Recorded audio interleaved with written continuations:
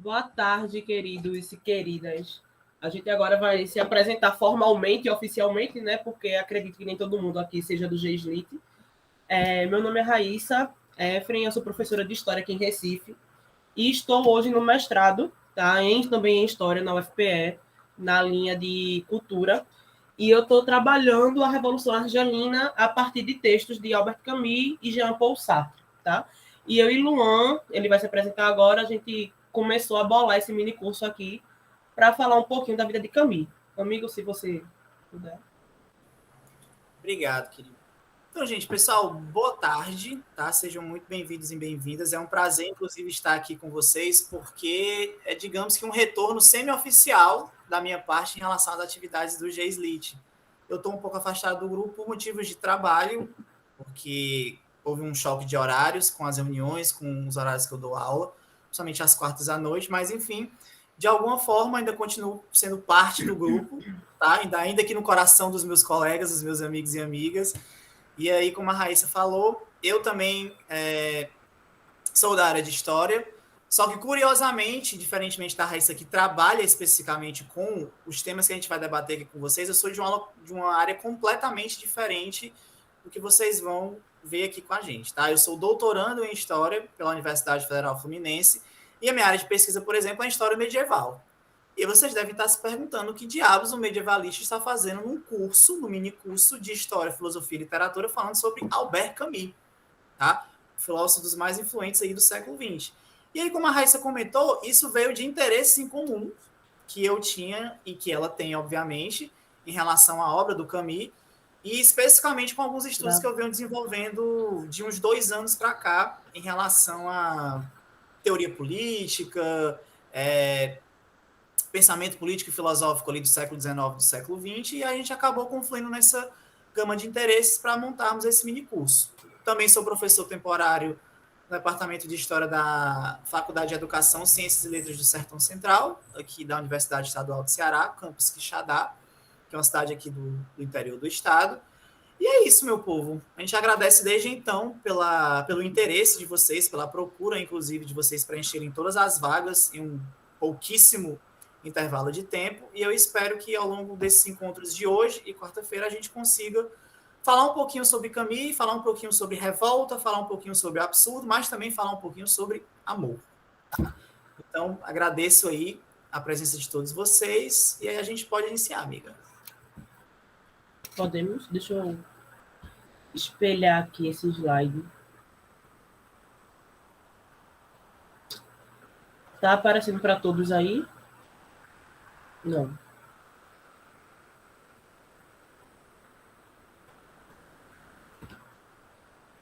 Agora foi, amiga. Foi? Olha que homem lindo, sensual, que era Albert Camus. Então, gente, aqui está o título oficial do nosso trabalho, né? A Vida e a Filosofia de Albert Camus. Eu não vou falar com muito sotaque francês, não, que dá muito trabalho, viu? Vai ser Camus mesmo e vocês estão entendendo, o importante é a mensagem ser passada. A Vida e a Filosofia de Albert Camus, Absurdo, Amor e Revolta, né? E de onde raios veio esse título? A gente baseou o minicurso de hoje nos 3 ciclos camusianos, tá? Que é o primeiro ciclo do absurdo, o ciclo do amor e o ciclo da revolta, como a gente vai ver um pouquinho mais para frente. Pronto, aqui está o nosso roteiro para vocês terem uma noção de como é que nós vamos funcionar, tá? É maleável, talvez a gente passe um pouquinho, talvez a gente demore um pouquinho, mas enfim, o que está pré-estabelecido é isso. Hoje, o nosso primeiro dia, a gente vai ver uma breve biografia do Camus. Amigo, se quiser falar qualquer coisa, você me corta, tá? A breve biografia do Camus, a família, o crescimento, enfim. A gente vai falar um pouco da relação dele com a Argélia. Sobre a Revolução Argelina, de fato, a gente vai entrar em mais detalhes na quarta-feira, que é para poder falar das consequências desse conflito na relação dele com Jean-Paul Sartre. Mas hoje a gente vai dar, assim, um panorama geral, até porque ele nasceu na Argélia, né? Então é importante a gente compreender de que lugar o Camus está falando.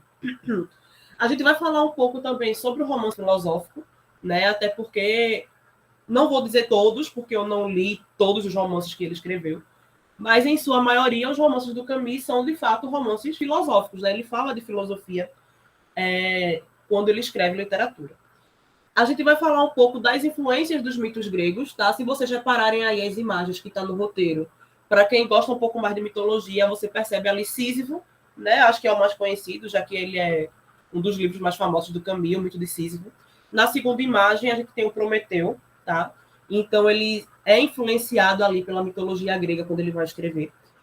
E hoje a gente vai entrar também no primeiro ciclo camusiano, que é o ciclo do absurdo, eu acho que é o mais conhecido deles, né? Já que é quando a gente tem o mito de Sísifo, tem o estrangeiro também, e eu acho que talvez Calígula seja um pouco menos conhecido, já que é uma peça teatral, né? Mas o estrangeiro e o mito de Sísifo tá aí na boca do povo. Na quarta-feira, se vivos estivermos, vamos entrar no segundo e no terceiro ciclo camusiano, tá? No segundo a gente vai falar do Homem Revoltado, e aí eu acho que é talvez um dos livros mais polêmicos do Camus, até porque foi meio que o pontapé, foi a gota d'água para o divórcio do bromance dele com Sartre, né? O Homem Revoltado ele gerou muitos transtornos ali no século XX. E a gente vai falar do terceiro ciclo camusiano, a gente vai falar sobre responsabilidade do intelectual. E aí, para o pessoal que gosta do Lukács, eu não sei como é que vocês pronunciam, a gente vai pegar ali ele como base teórica, né? Vai falar de marxismo. Amigo, se você quiser explicar mais esse segundo dia, ou quer que eu passe já? Já que o Acho que só segundo dia tu vai falar um para pouco dar mais. uma contextualização geral em relação a essa abordagem que a gente vai fazer no segundo dia, do porquê que a gente decidiu que ficaria assim em relação ao roteiro. Porque esse momento de ruptura dele com o Sartre é um momento paradigmático. Porque o Camus foi membro, por exemplo, do Partido Comunista Francês, conseguiu ficar ali 2, 3 anos no máximo, e logo após o final da Segunda Guerra Mundial, ele rompe de fato com o partido. E ao romper com o partido, ele vai romper não apenas com a filosofia comunista pregada pelo PCF, mas principalmente com os pressupostos filosóficos da chamada doutrina marxista. Então, Camus, ele é um intelectual assim interessantíssimo, porque Camus, ao mesmo tempo que consegue fazer uma crítica à esquerda, partindo do campo progressista, essa mesma crítica que Camus vai fazer, por exemplo, do comunismo, do socialismo, do marxismo e dos marxismos em geral, é uma crítica que gerou muita polêmica. E que vai, inclusive, incidir em uma outra questão que a gente vai debater aqui na quarta-feira, que é justamente acerca de como o intelectual da envergadura de Camus e Jean-Paul Sartre se posicionam publicamente acerca de questões candentes da sua própria época. Então, em um determinado momento, a partir de 1953, uma guerra vai estourar na Argélia, terra natal de Camus, que os argelinos vão pleitear sua independência em relação à França. Então, uma guerra que vai durar aí mais de uma década, vai se estender até 1962, quando a Argélia de fato consegue a independência da França. E aí nós vamos ter de um lado, tá, Camus, e do outro lado Sartre, acerca do posicionamento favorável ou não da manutenção de uma guerra revolucionária na Argélia. E aí a gente vai discutir, inclusive na quarta-feira de maneira mais demorada, como, por exemplo, o intelectual tem esse papel social de responsabilidade acerca de um evento tão paradigmático quanto é, por exemplo, a Revolução. Tá? Então a gente teve aqui só um pouco de spoiler. A gente teve que, de um lado, Sartre foi desde o início do conflito favorável à guerra revolucionária, favorável à independência, enquanto que Camus ou transitava ali entre uma espécie de em cima do murismo, de relação, não, a gente tem que ter diálogo, a gente tem que ter mediação, a gente tem que ter aqui uma conversa, etc e tal, uma conciliação, ou então, em alguns aspectos, deixava escapar em alguma de suas entrevistas que ele não estava muito assim favorável para a manutenção e para o arrastar do conflito, né? Chegando em alguns casos, inclusive, a condenar, se não abertamente, veladamente os revolucionários argelinos. Isso vai criar um embate muito grande, porque Camus era argelino, né? Então, alguns vão dizer que Camus teria escolhido, curiosamente, o lado do opressor, o lado do colonizador, em vez de colocar ali do lado dos seus irmãos colonizados. Mas, enfim, a gente discute isso de maneira mais demorada no segundo dia. A Raíssa vai ter muito mais propriedade para falar sobre isso, porque o meu enfoque vai ser o que vai levar, inclusive, a essa crítica do Camus à filosofia do Sartre, ao marxismo em geral e ao próprio Marx. Então, vocês esperem aí, porque Camus ele vai bater com muita força em alguns casos vai chegar até mesmo a pesar um pouco demais a mão, e a gente vai aqui colocar para debate se essas críticas podem ser consideradas ou não bem fundamentadas, justas, ou estavam ali representando apenas um estado de espírito daquela época, né? Eu tenho que me posicionar publicamente que eu sou contra, de fato, a esse tipo de alternativa que aqui se coloca. Então, Camus fez a escolha dele de uma maneira ou de outra. E é por isso que em alguns círculos do pensamento político e filosófico, Camus, embora nunca tenha se definido como tal, é muitas vezes alocado num chamado campo socialista libertário, próximo ao anarquismo, em relação aos autores que ele vai dialogar. Tá? Vai dialogar muito com sindicalistas revolucionários, como era o caso, por exemplo, de Jorge Sorel. Tá? E aí a gente discute isso no segundo dia. Então, de maneira geral, eu vou fazer essa discussão um pouco mais verticalizada acerca desses princípios, dessa crítica camisiana ao marxismo e à obra de Marx de maneira geral. Consolidamos aí a discussão, então, do final, com a apresentação do chamado terceiro ciclo. E aí fazendo esse debate com a responsabilidade social do intelectual. E aí, amiga, acerca do terceiro ciclo, sua hora de brilhar. Então, gente, acerca do terceiro ciclo, a gente tem, na realidade, muita coisa incompleta, né? O primeiro homem foi publicado, eu estou com ele aqui, acho que está ali atrás, mas ele foi publicado incompleto porque o Camus faleceu, né, infelizmente, com o manuscrito no colo, inclusive. Ele morreu num acidente de carro em 1960. E ele morreu com esse manuscrito do primeiro homem no colo, transportando o livro, enfim. Então, ele foi publicado póstumamente e incompleto, né? Não foi concluído. A peça Dom Fausto e um terceiro ensaio que seria sobre o mito de Nêmesis. Porque a gente vai ver, deixa eu já passar para cá, para a gente ter uma ideia, depois eu volto para o outro slide. E os 3 ciclos camusianos estão aí, ó. O absurdo, a revolta e o amor, tá? O absurdo a gente tem o mito de Sísifo, como eu já falei, a revolta, o mito de Prometeu, e o amor, que a gente vai entrar em mais detalhes na quarta-feira, seria o mito de Nêmesis. Então, esses ciclos são compostos geralmente por 3 peças, por 3 obras, perdão. Um livro filosófico, uma peça de teatro e um livro literário, tá? Então, só para vocês terem uma ideia, mais ou menos, de como é que algumas obras de Camus vão circular ali. Então, eu vou voltar para o nosso princípio, tá? O nosso roteiro foi claramente explicado. Acho que podemos começar oficialmente, né, Lu? Posso passar? Então, aqui, gente, rapidamente, tá? Uma breve biografia de quem foi Albert Camus. Ele nasceu a 7 de novembro de 1913, então, para o pessoal que é bom de signo aí, ele era escorpiano, tá? Nasceu às 2 da manhã, Luan não fecha a cara, não. Nasceu às 2 da manhã na Argélia Francesa, certo? Então, a gente vê muito Camus como francês, né? É muito comum você ver na academia se referirem ao Camus como um filósofo francês, quando, na realidade, ele era franco-argelino, né? Ele nasceu em território africano. Porém, a gente tem alguns fatores a discutir, como questão de identidade e autoidentificação, que a gente vai ver daqui a alguns minutos, né, quando vocês estiverem mais acalorados para o debate. Vamos começar um pouco mais devagar. O pai de Camus, ele era francês, tá? E a mãe dele era espanhola. A origem do nome Camus vem de Bordeaux. Inclusive, tem um vinho, Bordeaux, chamado Camus. Eu procurei saber se o vinho tinha alguma relação com a família dele, mas eu não consegui descobrir essa informação, mas eu fui procurar a garrafa e é caríssima, item de colecionador, assim, coisa de 300, 400 reais uma garrafa de vinho. Então, eu não sei se está relacionada, de fato, à família de Albert Camus, mas eu sei que o nome vem da região de Bordeaux, na França. Então, para quem gosta de tomar vinho, tá aí uma curiosidade, tá?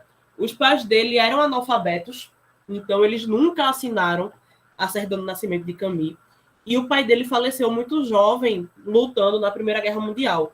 Encontraram um projétil de bala na cabeça dele e essa bala foi entregue à viúva, a mãe do Camus, né? Então foi um choque para ela, assim, receber em casa a bala que matou o marido dela, né? Então Camus, ele foi criado pela mãe e pela avó, certo, na Argélia, e é muito comum você ver em alguns livros dele ele se referindo a essa figura materna.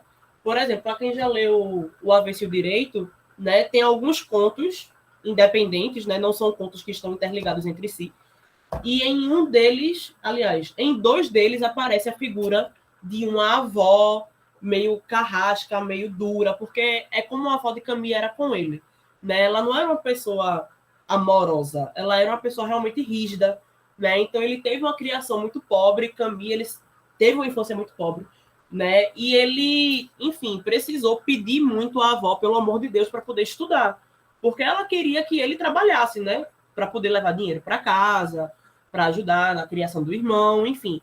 Então, a gente tem que pensar na figura do professor do Camille, que infelizmente eu não lembro o nome dele agora, mas já eu acho. Que ele que insistiu para a avó de Camille deixar o cara estudar. Então, veja, se não fosse a figura de um professor na vida de Camille, a gente não teria, talvez, esse grande filósofo aí que o século XX nos deixou. Né? Então, é muito comum você ver dentro dos seus romances a presença da avó, de uma figura materna. Enquanto o Luan fala, eu vou procurando o título do conto aqui que eu estou falando. Pode falar, amigo. O que é interessante acerca do que a Raíssa está comentando com vocês é justamente o papel, desde muito cedo, da educação na própria vida do Camille. Porque, curiosamente, também, outro dado interessante da biografia dele é que, para nós, latino-americanos e brasileiros, a gente consegue se identificar um pouco mais com a biografia do Camille por uma coisa bem particular e bem específica. Camille, em diversas entrevistas, inclusive, tem uma célebre entrevista, tá, que eu vou procurar mostrar para vocês na quarta-feira, que Camille dá no meio de um estádio de futebol, no meio de uma torcida. Camille queria ser jogador de futebol. Inclusive, ele foi goleiro, tá, de um time profissional ou semi-profissional amador, se eu não me engano, da cidade natal dele, durante a juventude. E aí, ele tinha esse sonho de ser jogador de futebol e defender a França em uma Copa do Mundo. E aí, quanto isso não tem de relação também com milhares de jovens aqui no nosso país, né? De que, de fato, a única esperança de um determinado futuro para prospectar algo é, de fato, ser um profissional, ser um esportista, ser um atleta. Então, o Camille nutria esse sonho, de fato, por conta da sua própria saúde bem frágil, tá? Que vai perseguir toda a trajetória de vida de Camille. Ele teve que se afastar dos gramados, mas ele sempre manteve esse amor pelo futebol como algo muito latente. Inclusive, na época que entrou na faculdade, durante a sua juventude, continuou jogando de forma amadora. E aí, nessa entrevista que ele deu, inclusive, a um jornalista francês, logo após ele ter ganhado o Nobel, ele fala que muito da filosofia dele vem, inclusive, da época em que ele jogava como goleiro. Porque a gente sabe que o goleiro, por exemplo, dentro do futebol, é uma das posições, se não a posição mais solitária dentro das quatro linhas. E aí essa própria solitude do goleiro, de ter que, de fato, resguardar ali a meta, tá? Para impedir que o adversário faça um gol, para impedir que o time perca, para, enfim, defender de alguma forma a sua equipe, teve um impacto muito grande no próprio desenvolvimento das ideias filosóficas de Camille. Então, a gente tem uma correlação da educação, da filosofia, do futebol, para conformar a vida e a própria teoria, a própria filosofia daquilo que o Camille vai colocar. E aí ele comenta que, inclusive, esses dados biográficos acerca da relação dele com a mãe, com a avó, são importantes, porque Camille tem uma frase assim que é bem significativa, né? As pessoas perguntavam para ele acerca do que os livros, os romances dele se tratavam. E ele falava assim de maneira assim, bem prosaica, né? Eu só escrevo aquilo que eu vivi. Então, todo romance de Camille, em maior ou menor medida, tem um ponto, tem um quê de autobiográfico. Embora ele tenha deixado, inclusive, O Último Homem, como a Raíssa comentou, de maneira incompleta, porque esse, de fato, seria o romance autobiográfico, assim, ipsis literis, da vida dele.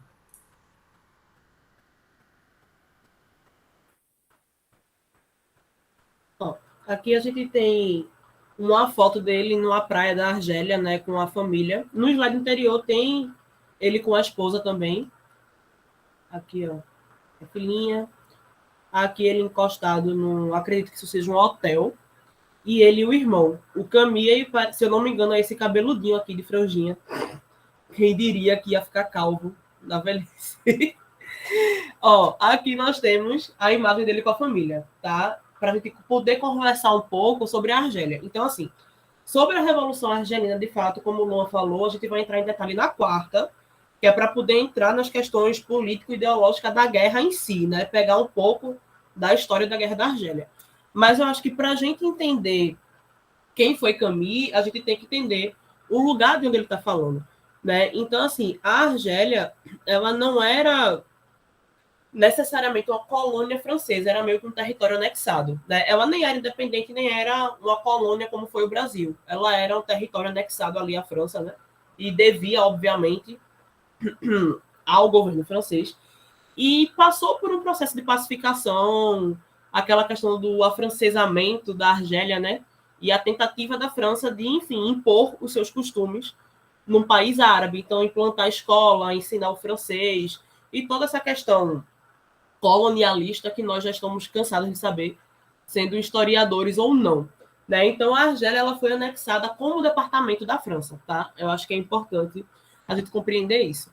E como é que o Camus ele se vê nessa relação? Porque toda a sua ascendência não, né? A ascendência do lado de pai dele é francesa, né? A mãe era descendente de espanhol, mas ele nasceu e cresceu na Argélia. Então, ele fica ali no meio caminho, se tentando compreender a qual lado de fato ele pertence, tá? Então, eu acho que aí a gente entra numa discussão sobre identidade e a gente precisa compreender a autoidentificação do Camus. E tem um conjunto de textos dele, atuais, que ele tem o atuais 1, 2 e o 3, né, que são textos, algumas crônicas de jornal, são textos soltos que foi juntado nessa, como é que eu posso dizer? Nessa coletiva que chama? Não. Quando você pega alguns textos e junta, nessa organização. Coletânea, amigo, muito obrigado. Nessa coletânea, tá? Então ele fala o seguinte: nós, franceses, devemos lutar para que a repressão não ouse ser coletiva. Vocês, árabes, por sua vez, devem se mostrar incansavelmente que o terrorismo, quando mata civis, além de colocar em dúvida, com razão, a maturidade política de homens capazes de tais atos. Então veja que ele coloca enfaticamente: nós, franceses, e vocês, árabes. Pela questão da autoidentificação, o Camus se vê francês. Fim de assunto. Tá? Ele não disse nós, franco-argelinos, nós não sei o quê, não. Ele se vê como francês. E ele fala repetidamente, nos artigos que ele fala sobre a Argélia, nos franceses que moram na terra, que seria o caso dele. Né? Então, por mais que ele tenha nascido na Argélia, ele se vê como francês. Todo o seu abarco cultural, todo o seu amparo filosófico, digamos assim, o modo como ele se vê, se enxerga e reproduz os seus textos é francês. Aí vem o outro lado da moeda, porque nos livros literários do Camus, ele retrata muito a Argélia. Muito. Se você pegar o Estrangeiro, quando ele fala das praias, ele está falando das praias da Argélia. Né? Eu coloquei um exemplo do Homem Revoltado, que ele faz uma descrição da Argélia. Então, ele tem essa questão da Argélia como um apego, puxando muito mais para emocional, aquela lembrança de infância, de onde ele cresceu, onde ele estudou. Mas quando fala na questão de identificação pessoal, ele se identifica enquanto francês. Né? Então, até que ponto isso influencia nas opiniões dele sobre a Revolução Argelina, feita de leve quarta-feira? Né? Até que ponto isso vai influenciar o modo como ele faz literatura, o modo como ele faz filosofia?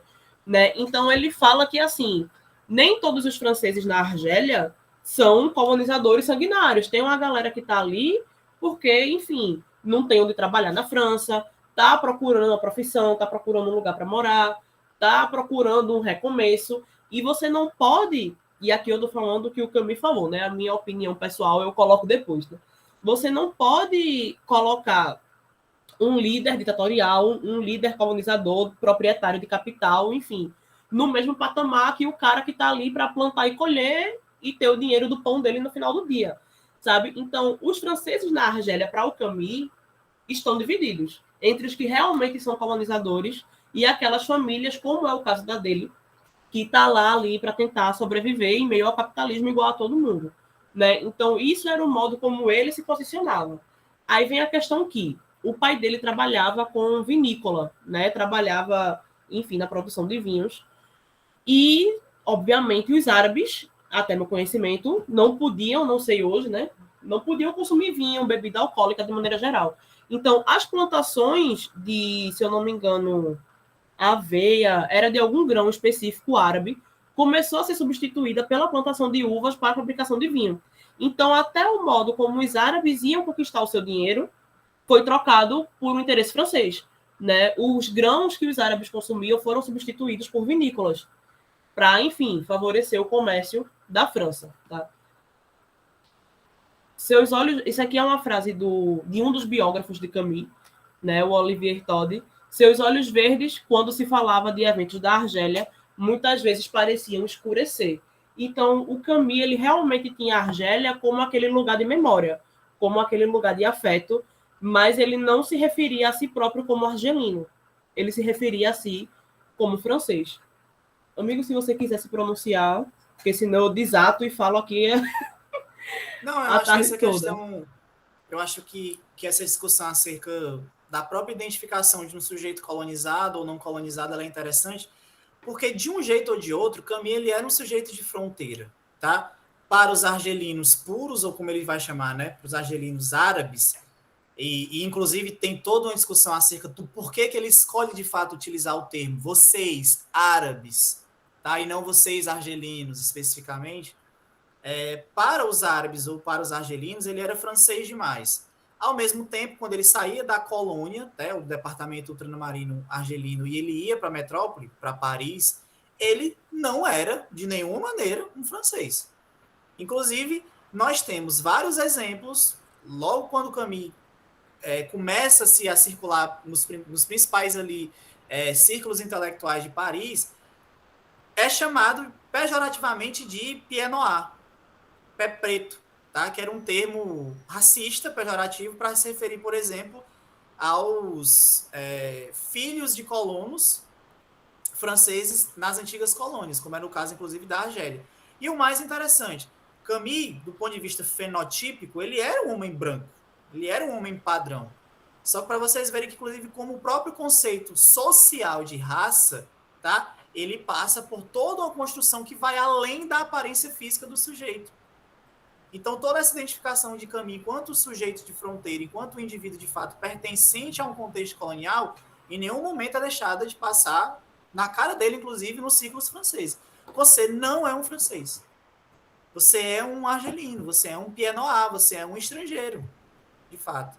Então, alguns vão dizer, inclusive, né, quando ele está terminando seu doutorado, de que a própria filosofia dele é uma filosofia capenga, que ele não tem muito domínio dos autores e autoras com que ele trabalha. Depois que ele briga com Sartre, por exemplo, o Sartre vai avacalhar ele de uma maneira assim inacreditável, boicotar publicações, reza a lenda, né, que o Sartre pagava para orientandos dele escreverem resenhas negativas às obras do Camus, e o Sartre falava de uma maneira tipo assim, olha, a sua leitura de Hegel é pobre, é fraca, é ruim.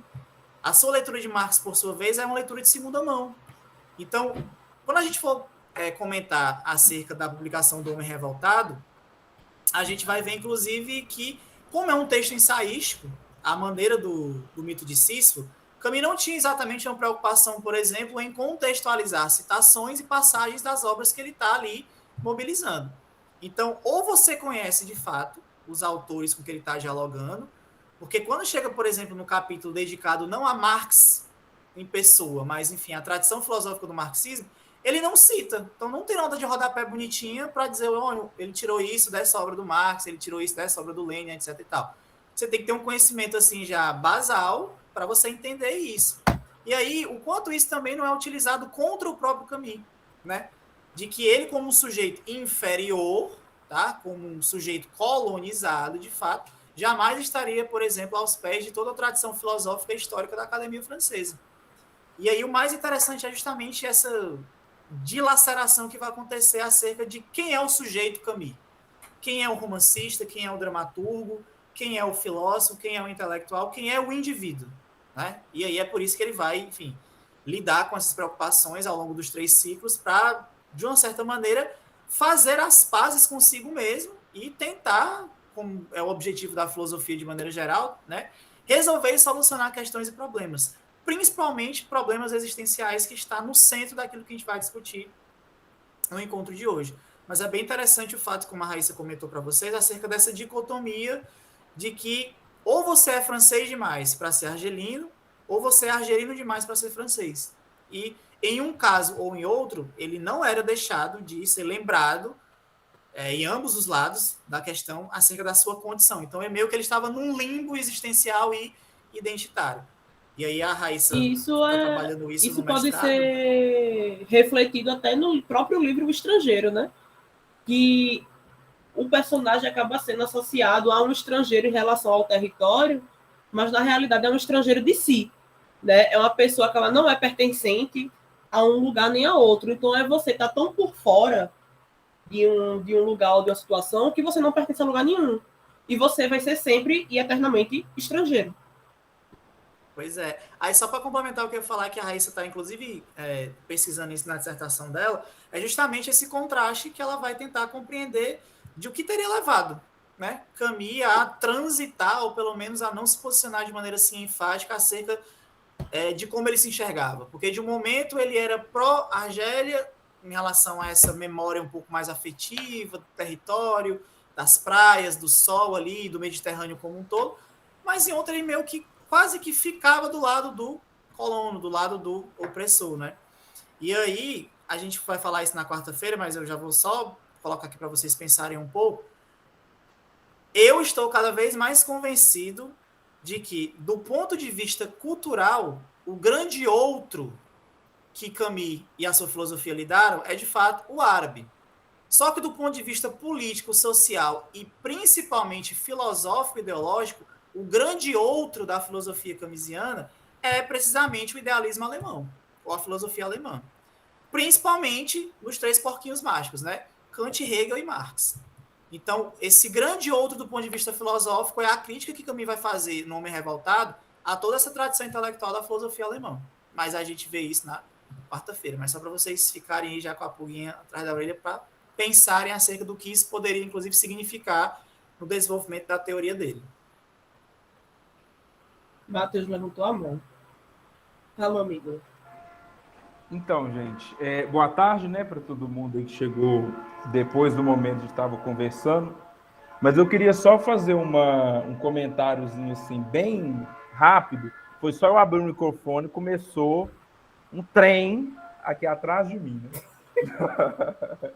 Mas, enfim. Ô, amigo, tu é mineiro, para tudo que tu fala é trem. Não, mas esse é um trem mesmo.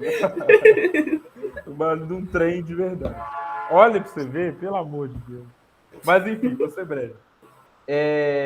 Hoje de manhã eu estava, né, participando de uma palestra sobre poesia e levantou uma questão assim que me marcou muito, sabe?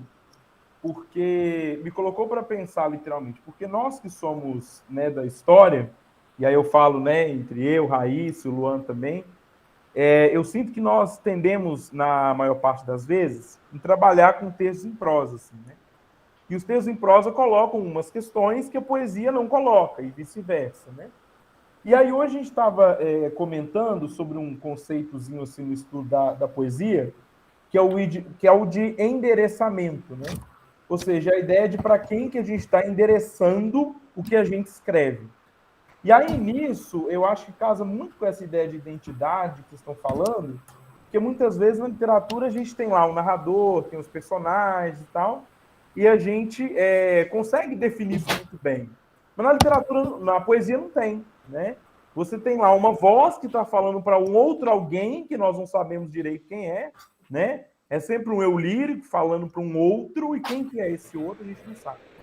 E aí, pensando nisso, né, e vocês foram comentando sobre essa ideia de como que o Camus vai tentando se identificar e, ao mesmo tempo, identificar o outro, né? Quem são esses argelinos? Se são árabes de fato? Se são pessoas que estão, enfim, vivendo numa região que, naquele período, ainda era parte da França. Então, assim, é muito complexo, né, para a gente poder pensar o que é a construção dele, como a identidade dele, e ao mesmo tempo como ele leva isso para a literatura dele, né? Quando a gente fala de um personagem como estrangeiro, que ele não consegue nem se reconhecer naquele meio, é muito profundo, assim, né? E querendo ou não, pelo que vocês estão comentando, né? Eu não sou lá um grande leitor de Camus, mas ele está entre três identidades, né? Ainda tem a Espanha também com a mãe, né? Então, olha como que é para ele um emaranhado enfim, identidades numa pessoa só, né? Então, acho que é bem interessante isso, né?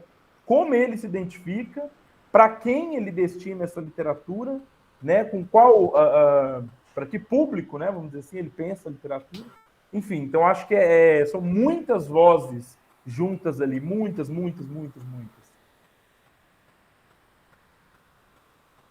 Pois é, amigo. A gente fala do coitado, mas ele estava ali numa situação complicadíssima. E assim, como o Luan falou, muitos críticos consideravam Camus um intelectual alienado e insensível, né, ao sofrimento dos argelinos. Mas, assim, o papel do intelectual a gente vai discutir amanhã, né? Se ele tinha a obrigação ou não de se posicionar, de engajar a sua literatura. Isso é discussão para quarta-feira. Agora, sim, ele não era indiferente à Revolução da Argélia, né? O que acontecia é que Camus, ele se mudou para Paris, né? E vivia viajando também, viajou para a Grécia, para a Espanha, enfim. E ele não morava mais na Argélia, né? Mas a mãe dele morava. Então, com a questão da Revolução e o bombardeio e a questão da explosão, ele tinha medo que a mãe morresse nesse conflito armado, né? Então ele criticava o terrorismo da Frente de Libertação Nacional da Argélia, da FLN, e ele criticava também o colonizador francês. Então, como o Luan falou, ele estava ali em cima do muro, ou ele não queria escolher, ou é aquele negócio, né? Nem de esquerda nem de direita, né? Você não está contra a França nem contra a Argélia, então você está a favor da França, sabe? Se você não é contra o colonizador, você obrigatoriamente é a favor desse colonizador, sabe? Então as pessoas exigiam que ele tomasse uma posição firme.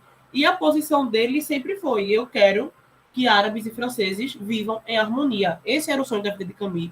Foi algo pelo que ele morreu acreditando e sonhando que os árabes e os franceses poderiam conviver em paz, né? Que é o que ele queria.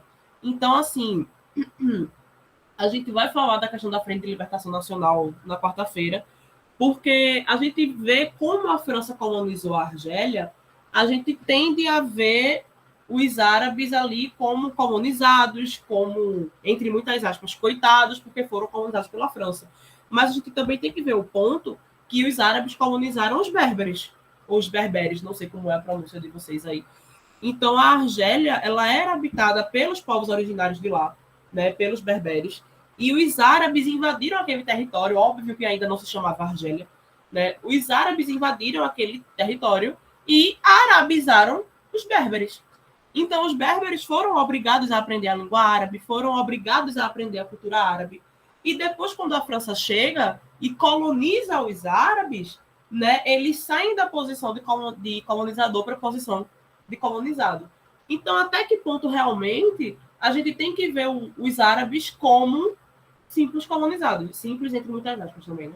Como alguém que está ali sofrendo o impacto da colonização, sendo que eles também colonizaram os povos que viviam na Argélia antes deles, sabe? Então, o que o Camus diz no final das contas é: nem a França nem a Argélia estão corretas. Vocês estão se matando e revolução não se faz com tiroteio, revolução não se faz com bombardeio, revolução não se faz com terrorismo. Ele era muito mais a favor de uma diplomacia. E é claro que isso, no mundo platônico, é maravilhoso. É, mas a gente sabe que revolução não se faz com diplomacia. Então aí eu fico sem saber se eu concordo com o Camus, se eu discordo, ou se eu, assim como ele, fico em cima do muro. Né? Porque para mim ele não está de todo errado. Né? A mãe do cara morava lá, pô. Sabe? A gente tem que parar de pensar só no lado político, filosófico e pensar no lado humanitário. O que é que vocês iriam pensar que a mãe de vocês está morando numa cidade tal, que está tendo bombardeio e a qualquer momento uma bomba pode passar no teto e matar tua mãe? E aí? Tu vai ficar do lado da tua mãe ou do lado de uma emancipação territorial? Sabe? Mas também é muito tempo ficar contra uma emancipação territorial quando você é livre para ir e vir. Né? Porque Camus ele não tinha os preconceitos que os árabes sofriam.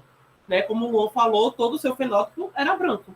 Ele era francês, no final das contas. Né? Então, para ele podia simplesmente sair da Argélia, publicar seus livros em Paris, enricar e viver disso e deixar a Argélia para lá. Então, você apontar o dedo morando em outro país também fica muito conveniente, né? Mas, enfim, isso é um papo que a gente vai ter mais aprofundadamente na quarta-feira, tá? Aqui, gente, eu trouxe só um trechinho de Avesso e o Direito para a gente ver ali um exemplo de como é que a literatura de Camus tem muita referência à Argélia, né? Eu gostaria de um voluntário para ler esse trecho. Eu tenho alguém? Matheus, Rafa? Alguém? Amigo, eu até poderia, mas eu não estou enxergando. Oh, meu Deus! Eu ia dizer a Olho mesma pequeno. coisa, Matheus. Eu não Será que consigo eu consigo enxergar. aumentar mais? Porque eu realmente eu não estou vendo. Esse que começa em isso que ocorre nesse anoitecer? Quando começa na bolinha azul aí. Tá, eu consegui ampliar aqui, eu estou conseguindo ler agora já. Beleza. Pronto. Posso? Pode. É isso que ocorre nesse anoitecer. No Café Mouro, lá no final da cidade árabe, recordo-me não de uma felicidade passada, mas de um estranho sentimento. Já é noite. Nas paredes, leões amarelo canário perseguem cheques vestidos de verde entre palmeiras de 5 galhos. Num canto do café, um lampião de acetileno dá uma luz inconstante. A iluminação real vem da lareira, no fundo de um pequeno forno guarnecido de esmaltes verdes e amarelos. A chama ilumina o centro da peça e sinto os reflexos no rosto. Estou de frente para a Bahia. Acocorado a um canto, o proprietário do café parece olhar para o meu copo vazio, com uma folha de hortelã no fundo. Ninguém na sala. Lá de baixo chegam os ruídos da cidade, mais adiante as luzes sobre a Bahia. Ouço a respiração forte do árabe. Seus olhos brilham na penumbra. Será o ruído do mar ao longe? O mundo suspira para mim com um ritmo longo e me traz a indiferença e a tranquilidade daquilo que não morre. Grandes reflexos vermelhos fazem ondular os leões nas paredes. O ar fica fresco, uma sirene no mar. Os faróis começam a girar, uma luz verde, uma vermelha, uma branca. E sempre este grande suspiro do mundo, uma espécie de canto secreto nasce dessa indiferença. E eis-me de novo repatriado. Penso em um menino que viveu em um bairro pobre, aquele bairro, aquela casa. Só havia um andar e a escada não era iluminada. Ainda hoje, depois de tantos anos, ele poderia voltar para lá em plena noite. Sabe que subiria a escada com toda velocidade sem tropeçar uma única vez. O próprio corpo está impregnado desta casa. As pernas ainda conservam em si a medida exata da altura dos degraus. Na mão, o horror instintivo, jamais dominado do corrimão da escada. E era por causa das baratas. Nas noites de verão... Até a bolinha azul. Sim. Nas noites de verão, os operários instalam-se na varanda. Em casa, eles só tinham uma janelinha. Então, desciam-se as cadeiras, que eram colocadas diante da casa, e saboreava-se o anoitecer. Havia a rua, os vendedores de sorvete ao lado, os cafés em frente e os ruídos das crianças correndo de porta em porta. Mas, sobretudo, entre as grandes figueiras, havia o céu. Há uma solidão na pobreza, mas uma solidão que dá o devido valor a cada coisa. Em certo nível de riqueza, o próprio céu e a noite cheia de estrelas parecem bens naturais. Mas no limite inferior da escala, o céu retoma todo o seu sentido, uma dádiva sem preço. Noites de verão, mistérios em que crepitavam as estrelas. Havia, atrás do menino, um corredor fétido, e a sua cadeirinha, esburacada, afundava-se um pouco sob seu peso. Mas levantando os olhos, ele sorvia a noite pura. Às vezes passava um bonde grande e rápido. Um bêbado, por fim, cantarolava na esquina da rua, sem conseguir perturbar o silêncio. Obrigada, Rafa. Então, a gente está vendo aí claramente uma descrição da infância do Camus. Né? É feito o Luan falou, toda a literatura dele é, em alguma medida, pouco ou muito autobiográfica. Né? Quando ele fala ali dos mouros, né, dos árabes, está falando de um bairro, ele não diz qual é o bairro, né, mas ele fala de algum bairro árabe na Argélia. E ele fala de um menino, e ele fala da casa, e ele fala dos operários, e ele fala das flores. Enfim, ele descreve todo o ambiente. Então, você vê que a literatura de Camus, ela realmente traz a Argélia como um lugar de muito carinho. Né? Por mais que ele tenha crescido numa família pobre, todo lascado, coitado, ele guarda ali ainda lembranças daquela infância. Né? Ao longo desse conto, ele vai falando da história de uma velha, que no caso seria a avó dele, né? E fala da mãe, enfim. Então, você vê, esse é só um dos exemplos, né, que eu trouxe, para a gente ver como ele se refere à Argélia em suas obras. Né? Tem alguns outros contos que ele fala das flores, que ele fala do mar, e ele fala do Mediterrâneo. Então ele sempre traz sempre não, né? Mas ele quase sempre traz a Argélia como esse lugar de saudade, né? Como esse lugar de carinho, um lugar a que ele tem apreço, de fato, né? Deixa eu passar um. E por que não quer passar agora? Então, veja, eu trouxe um discurso do Camus, perto já do ano do falecimento dele, que ele está falando sobre a sua opinião a respeito da Revolução da Argélia. Né? Então, ele começa o discurso assim, isso é a primeira frase do discurso dele. Senhoras, senhores, apesar das preocupações que foram necessárias para cercar esta reunião, apesar das dificuldades que encontramos, não falarei esta noite para dividir, mas para reunir. Então, ele tenta, a todo custo, juntar árabes e Pierre Noir. Né? Como o Luan falou, Pierre Noir era aquele francês que morava na Argélia ou que nasceu na Argélia. Né? E ao longo do texto, aí ele fala, este apelo se endereça aos dois campos, no caso, árabes e franceses, né? Se endereça aos dois campos para lhes pedir de aceitar uma trégua que diga respeito a unicamente os civis inocentes. Há de uma parte, eu sei, quem não se resigna ao assassinato e ao ódio, e quem sonha com uma Argélia feliz. Então, ele era um humanista, né, e um sonhador, no sentido mais romântico da palavra. E ele sonhava com uma Argélia feliz, com árabes e franceses convivendo, igual aqueles quadros evangélicos, sabe? Que você tem leão, a galera tomando banho no rio, pronto.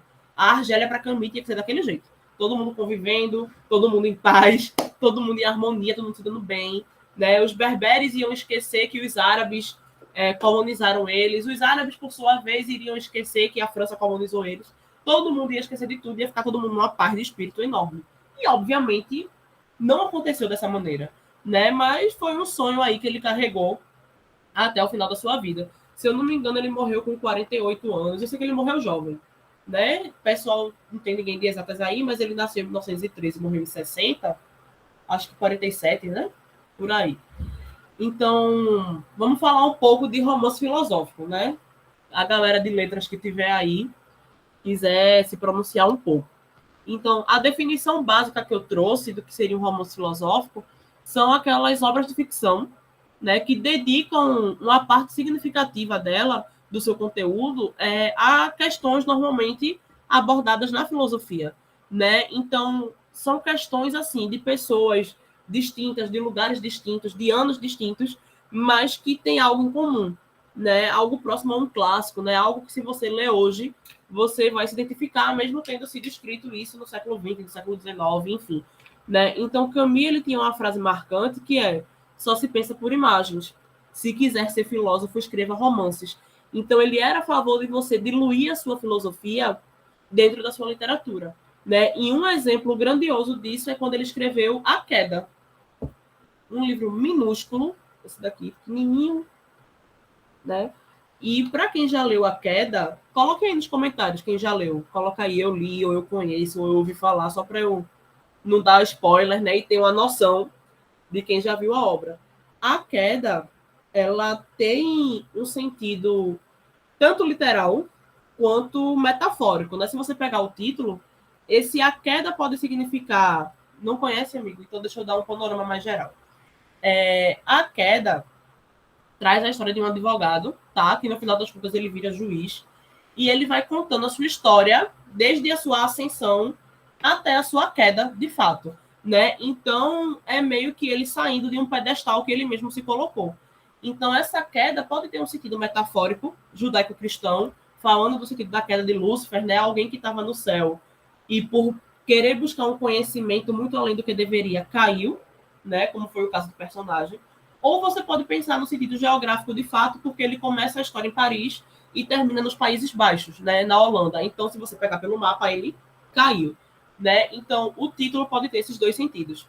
Eu não vou falar muito para não estragar a leitura de quem ainda não conhece, mas, de uma maneira geral, A Queda, ela fala daquilo que a gente faz para que o outro veja que a gente faz. Por exemplo, ele começa a história contando de que ele é uma pessoa excelente, de que ele é... Eita, não vou falar palavrão, né? De que ele é massa, né? De que ele é o cara, de que ele é altruísta, de que ele ajuda todo mundo. E ele conta que ele ajudou um cego a atravessar a rua.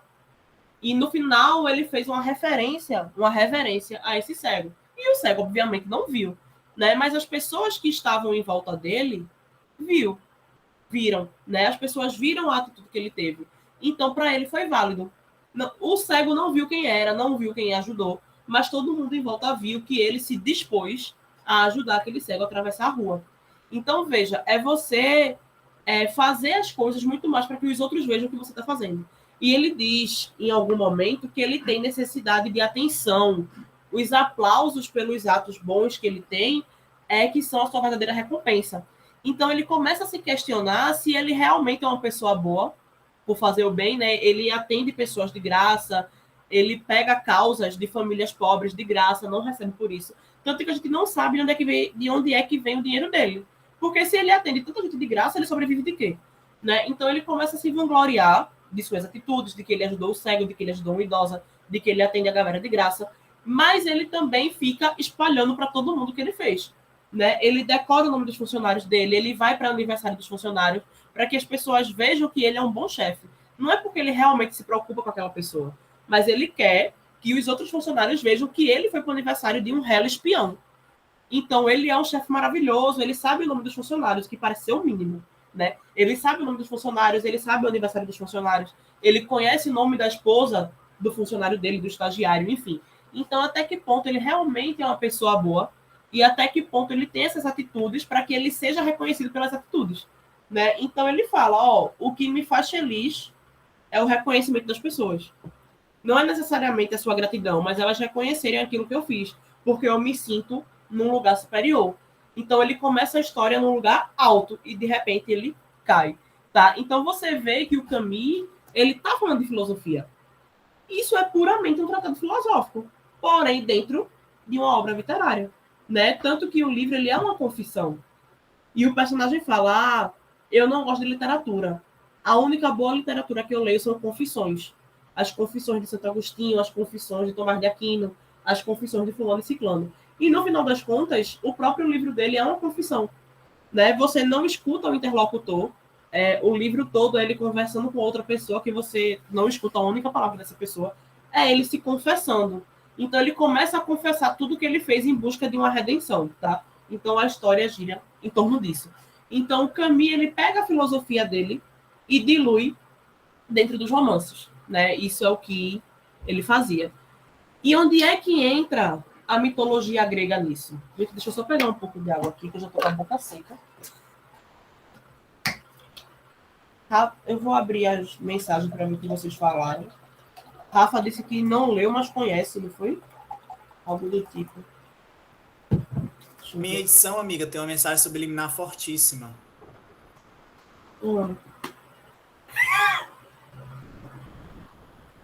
Ai, meu Deus! O puro suco da fofoca. Quem entendeu, Mas entendeu. Quem não entendeu, não será explicado. Ah, não, mas eu achava que tu ia comentar a fofoca. Não. Você acha que vale? É porque está sendo gravado, né? Ah, é verdade. Será que a gente comenta a fofoca? Fofoca pela metade mata o fofoqueiro, né? Acho que é porque é uma fofoca. Amigo, eu vou contar de uma maneira mais acadêmica possível, né? Houve uma entrevista de Simone de Beauvoir que ela falou ter se relacionado com Albert Camus no momento em que ele tinha publicado, eu não lembro qual foi o livro, eu acho que foi O Homem Revoltado, inclusive, e ele estava super abalado pela crítica negativa do livro, e ela foi sair com ele para tomar um café, e esse café acabou virando outra coisa, e o Camus, pelo que Simone conta, não funcionou. Se vocês compreenderam, compreenderam, tá? Então, olhem novamente a capa do livro de Luan e relacionem a queda, tá? E aí está o motivo da piada, eu acho que é autoexplicativo. Rafael disse que não leu, mas que ama spoiler. Não, amigo, eu não vou dar spoiler, tá? Mas tudo bem. A história da queda é sobre a queda de uma pessoa, tá? Não vamos pensar besteiras aí. Amigo, eu posso passar para os 3 círculos ou você quer falar sobre a queda? Quer falar alguma coisa? Não, acho que já pode dar continuidade mesmo. Que eu acho que o principal você já abordou, que é justamente essa questão de que o que diferenciaria, por exemplo, um romance filosófico de romances meio que tradicionais é precisamente essa ideia de que você quer fazer filosofia, então você escreve um romance, porque afinal de contas a filosofia e um romance, melhor dizendo, é um tipo de conhecimento ou de produção filosófica que é posto em imagens. E aí as imagens textuais, narrativas, com até mesmo o tipo de linguagem que o Camus ele aplica, né? Inclusive brincando com um determinado nome de alguns locais ou de alguns personagens, como é o caso do Meursault, no Estrangeiro, né? Que a gente pode pegar ali, a depender, por exemplo, da pronúncia, mer em francês, mar, sou, sal. Então, sempre tem essa questão assim, um pouco mais lírica, um pouco mais poética em relação a isso, né? Porque ele sempre vai, de alguma maneira, retratar essa ancestralidade ou essa familiaridade afetiva que ele tem com a Argélia, com as praias, com o sol, com a cultura mediterrânea como um todo.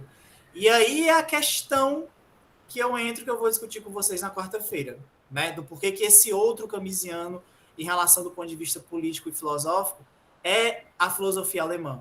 Porque ele vai dedicar uma parte inteira do Homem Revoltado a falar como, por exemplo, os franceses, por terem uma cultura de influência mediterrânea, desenvolvem um determinado tipo de pensamento que, por sua vez, não teria desembocado nas barbáries que a gente vai conhecer ao longo do século XX.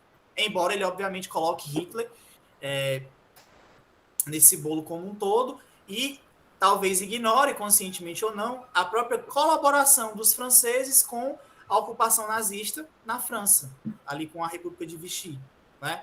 E ele coloca que os franceses, diferentemente dos alemães, por exemplo, Kant, Hegel, Marx, mas principalmente esses dois últimos, são, digamos que, quase que naturalmente mais liberais, mais democráticos, por serem mediterrâneos. E ele está fazendo uma correlação, por exemplo, com aquilo que a Raíssa vai comentar, que é a importância e o peso da mitologia grega, da cultura grega como um todo, na própria filosofia dele. Então ele vai buscar esse laço lá na antiguidade para dizer o seguinte: olha, os franceses, por terem uma cultura de certa forma mediterrânea, tomou emprestado dos gregos, inclusive, essa predisposição à liberdade e à democracia. E aí vocês vão ver comigo na quarta-feira, que ele vai, e isso aí, gente, está escrito textualmente, tá? Não é coisa da minha cabeça, nada parecido. Mas ele vai imputar diretamente à tradição filosófica alemã, principalmente a Hegel e a Marx, absurdos, como, por exemplo, os fenômenos que ele vai chamar de totalitários do século XX. Então ele vai dizer que tanto o nazismo quanto o comunismo, ou chamado stalinismo, de certa forma, tem o seu fundamento teórico ali presente na filosofia de Kant, na filosofia de Hegel e de Marx. E aí, enfim, né? Fica para debate aí na quarta-feira. Para saber se, ok, tem fundamento ou não.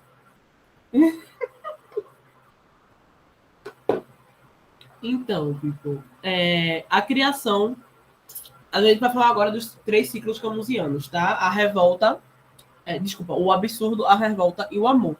Então, eu trouxe uma citaçãozinha de uma tese, tá? Que a pessoa fala... Oi, amiga. Rapidinho, porque no chat perguntaram, o João Bosco perguntou até que ponto há a diferença entre o romance filosófico e o romance ensaio. Desculpa, eu não vi. Você quer responder essa ou eu passo?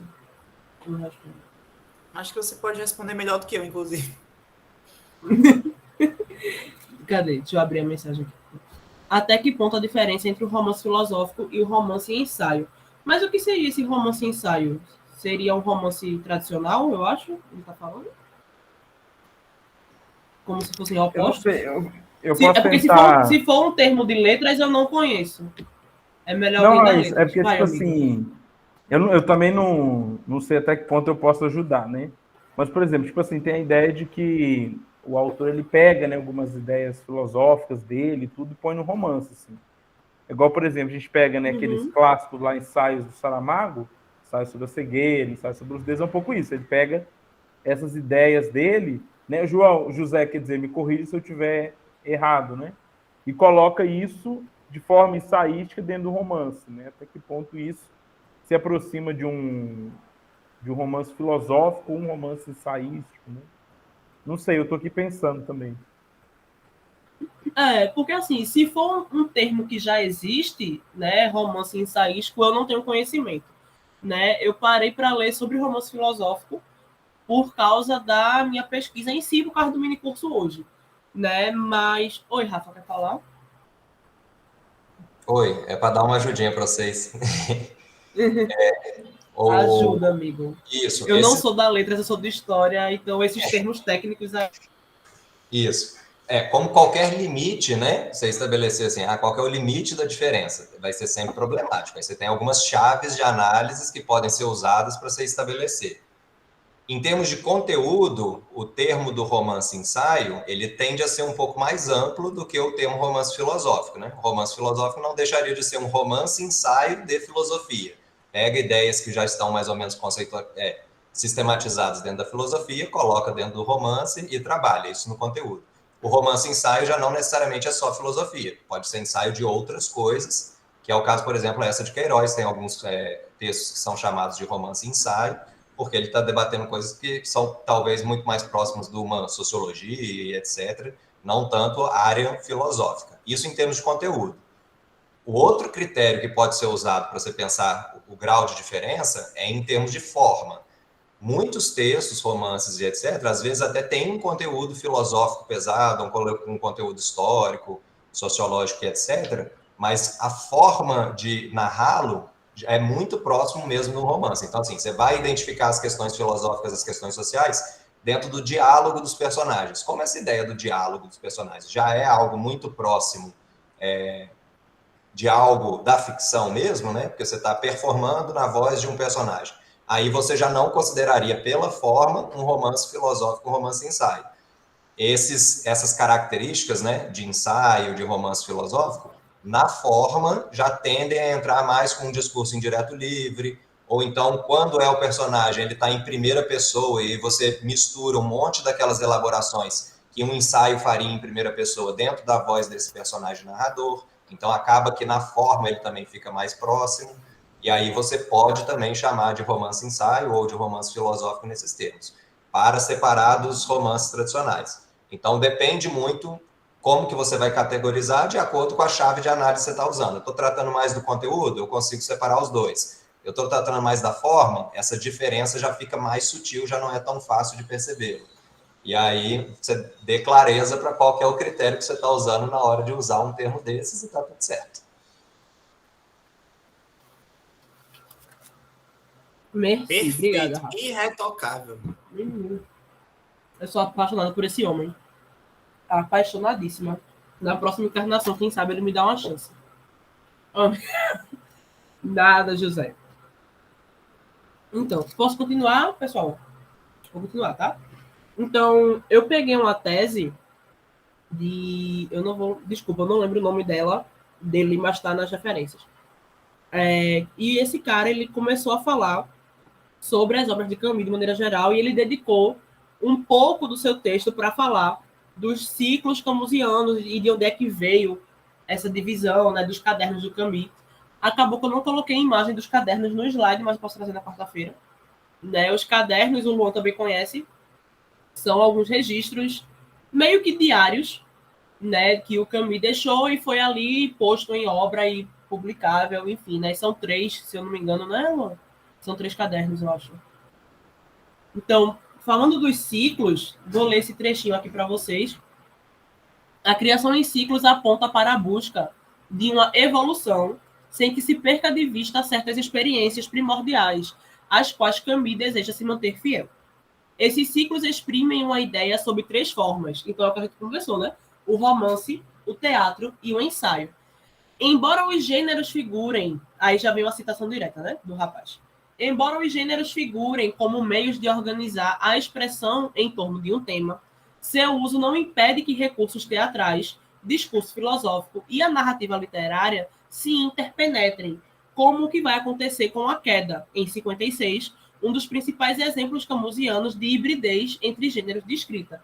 Então, justamente o exemplo que a gente pegou aqui. Né? A Queda, ela é um livro literário, né, mas que ela bebe ali do ensaio filosófico e vira um romance filosófico, uma mistura louca, né, porque você vê ali a mensagem que o Camus está tentando passar, mas de uma maneira totalmente literária, né? Então, esses ciclos camusianos, eles, assim como muitas obras do Camus, do Sartre também, de maneira geral, são testemunhos políticos, né? Testemunhos históricos, filosóficos de um autor um tempo, né? Então, aí acho que a gente lembra até do Sertor, quando ele fala da operação historiográfica e de que todo mundo produz a partir de algum lugar, né? A gente tem uma instituição que nos molda, a gente tem um ponto de referência, tem um ponto de partida, né? O ponto de partida do Camus é esse não lugar entre França e Argélia, né? E a gente viu em O Avesso e o Direito, a gente viu em A Queda o modo como ele retrata todas essas aflições, né? Em O Avesso e o Direito, ele fez uma descrição belíssima da Argélia francesa. Falou dos muros, falou dos árabes, falou dos cafés, falou dos operários na varanda, falou do trem, falou da sua mãe, falou da escada de casa, enfim, ele fez toda uma retratação de cenário e você vê um toque de sentimento ali, né? Você vê que é uma lembrança pessoal dele, não foi simplesmente algo que foi escrito, né? E até certo momento você vê um pouco de biografia ali no que está sendo dito. Então ele tem esse costume aí de caminhar entre os gêneros na hora que ele vai escrever, né? Então deixa eu passar para cá o primeiro ciclo, aqui está o panorama geral que eu já mostrei, né? O absurdo, a revolta e o amor. Então, o primeiro ciclo camusiano é o absurdo. E esse ciclo do absurdo, ele é dividido em um mito de Sísifo, tá? Que também é um ensaio filosófico. O mito de Sísifo, o estrangeiro e a peça Calígula, que é o que a gente vai ver hoje, certo? Quarta-feira, nós vamos ver o ciclo da revolta, tá? E a gente vai ver o homem revoltado, a peste, tá? Tá no segundo ciclo camusiano. E o terceiro tem o primeiro homem, que está incompleto, enfim, né? E o primeiro homem seria, de fato, uma biografia do Camus, né? Ele disse que era a biografia dele em forma de romance, mas ele faleceu antes da publicação da obra, tá? Então, aqui, pessoal, eu trouxe uma citação de O Mito de Sísifo, que eu acho que é essa citação que define perfeitamente a filosofia do absurdo, né? Se você pegar esse parágrafo, você já entende mais ou menos o que é que o Camus está tentando dizer. Então, deixa eu passar para cá. Rafa, tu que é bom aí de leitura, faz teu nome aí de novo. Cenários desabarem é coisa que acontece. Acordar, bonde, quadro de horas no escritório ou na fábrica, almoço, bonde, 4 horas de trabalho, jantar, sono, e segunda, terça, quarta, quinta, sexta e sábado no mesmo ritmo, um percurso que transcorre sem problemas a maior parte do tempo. Um belo dia surge o porquê, e tudo começa a entrar numa lassidão tingida de assombro. Começa. Isto é o importante. A lassidão está ao final dos atos de uma vida maquinal, mas inaugura ao mesmo tempo um movimento da consciência. Ela o desperta e provoca sua continuação. A continuação é um retorno inconsciente aos grilhões, ou é o despertar definitivo. Depois do despertar vem, com o tempo, a consequência, suicídio ou reestabelecimento. Obrigada, amigo. Então, veja, chega um momento aí, e aí eu vou pegar até um pouco da questão de forma, da maneira como ele escreveu.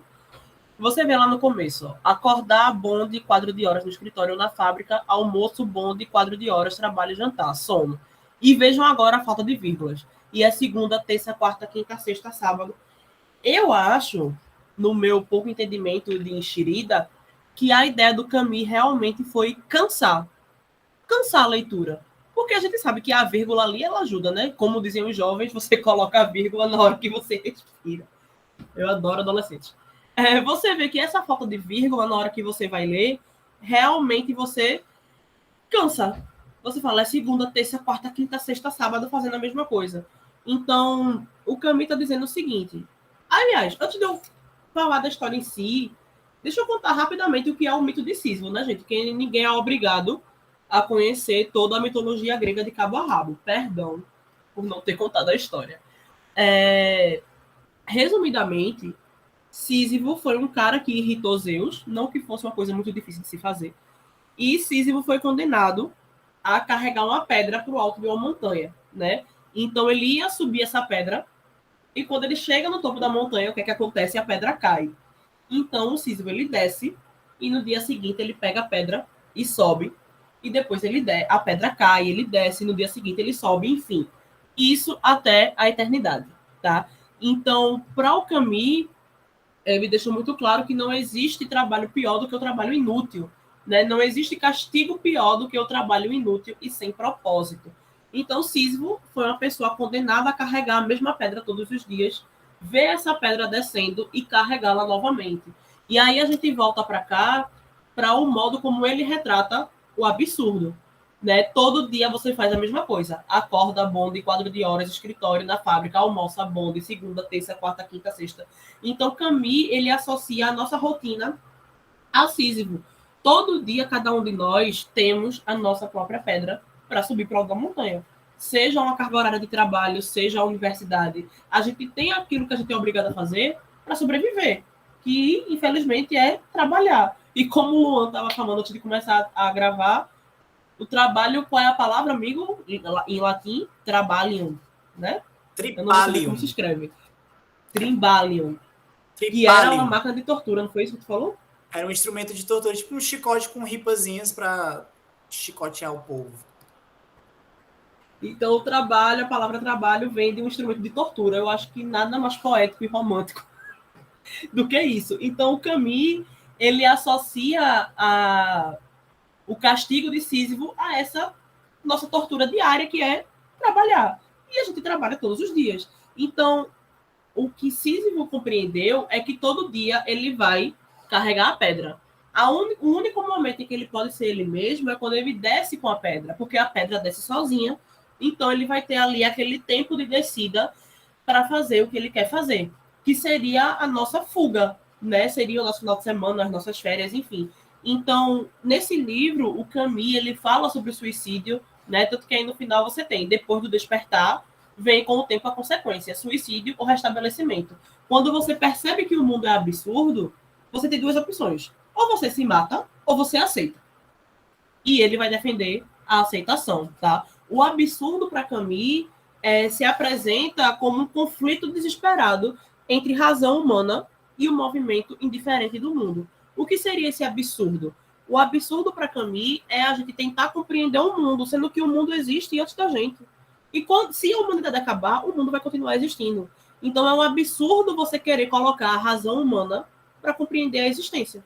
E a gente não vai compreender para que serve a terra, para que serve a água. São coisas que existem independente da existência do ser humano. Então só nos resta aceitar e encontrar um propósito.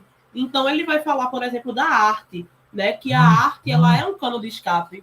O artista ele encontra na arte, seja ela qual for, a pintura, a escrita, a música. Eu gosto muito de pensar, quando eu falo nesse livro, nos Homens das Cavernas, por exemplo. Né? Ainda não tinha uma linguagem comunicacional formal, mas em algum momento eles perceberam que se você espremesse uma fruta, ia sair uma seiva, e você passando o dedo naquela tinta, passando na parede, você ia conseguir se expressar.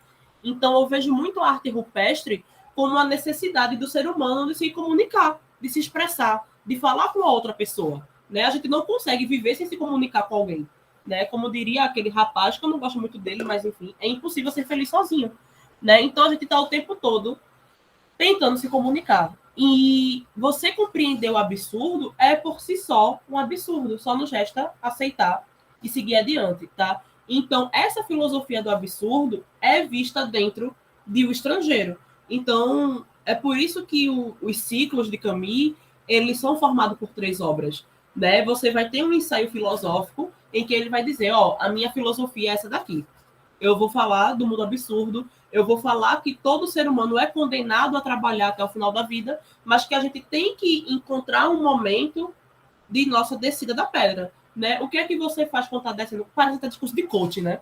Parando para ouvir o que eu estou dizendo, parece mais que eu estou servindo de coach, mas enfim. O que é que você encontra de motivação para viver quando você não está fazendo o que o capitalismo te obriga a fazer, que é trabalhar? Então é você encontrar esse orgasmo de viver, como o Camus diz, né? E ele pega essa filosofia, ele pega esse ensaio filosófico e joga para a literatura. E daí vem O Estrangeiro, né? Para quem lê O Estrangeiro, você tem um personagem completamente apático. É uma pessoa que simplesmente aceitou a vida e não faz nada, né? Ele lembra muito também o protagonista de O Processo, de Franz Kafka, né? E você comparando o Estrangeiro com o personagem de A Queda, eles são completamente opostos, né? O Meursault, ele é uma pessoa sem reflexão, né? Ao menos até o final da obra, ele não tem ali uma reflexão do que é a vida, ele simplesmente vive. E eu não lembro o nome do cara de A Queda, Clemency. E o Clemency, ele é uma pessoa que passou o livro todo tendo autoconsciência, né? Ele só chegou ao seu momento de queda porque ele teve uma autoconsciência de que ele era um babaca, de que ele fazia as coisas pelo próximo para se autopromover. Então, quando ele começa a refletir e a ter autoconsciência de suas próprias ações, ele vai ter o desenrolar da história. Já o protagonista do Estrangeiro, não. Ele é um cara que não tem uma autorreflexão. Ele não tem reflexão de nada, na realidade. Ele só vive até o momento que ele é condenado, né? Então, o protagonista do Estrangeiro, o Meursault, ele é condenado pela sociedade, né? Ele vai para um banco de réus. Já o Clemency de A Queda, ele é condenado por ele mesmo. Ele mesmo chega a uma autorreflexão e ele mesmo se condena, né? Então, esse jogo de protagonistas que o Camus faz para falar de um mesmo tema, eu acho, assim, de uma genialidade fantástica, mas talvez seja eu puxando a sardinha pro lado dele, né? E a peça de Calígula, amigo, eu posso passar para Calígula ou você quer falar de um mito de Sísifo? Posso passar? Não, rapidinho acerca do mito de Sísifo. O mais interessante é que toda a reflexão que o Camus vai fazer, e esse trecho que a Raíssa trouxe para vocês é interessante, é justamente porque nesse início, nesse primeiro ciclo, os principais críticos da obra, que teve uma circulação até mesmo baixa, se eu não me engano, foram cerca de 4.400 exemplares vendidos, que não foi o suficiente para tornar o livro um best-seller, embora ele tenha recebido, por exemplo, junto com O Estrangeiro, uma resenha positiva do Sartre, inclusive. Eu acho que a principal reflexão é que alguns vão dizer que o absurdismo do Camus pode ter um quê de algo contemplativo, única e exclusivamente, do ponto de vista de você aceitar passivamente acerca daquilo que você é incapaz de controlar.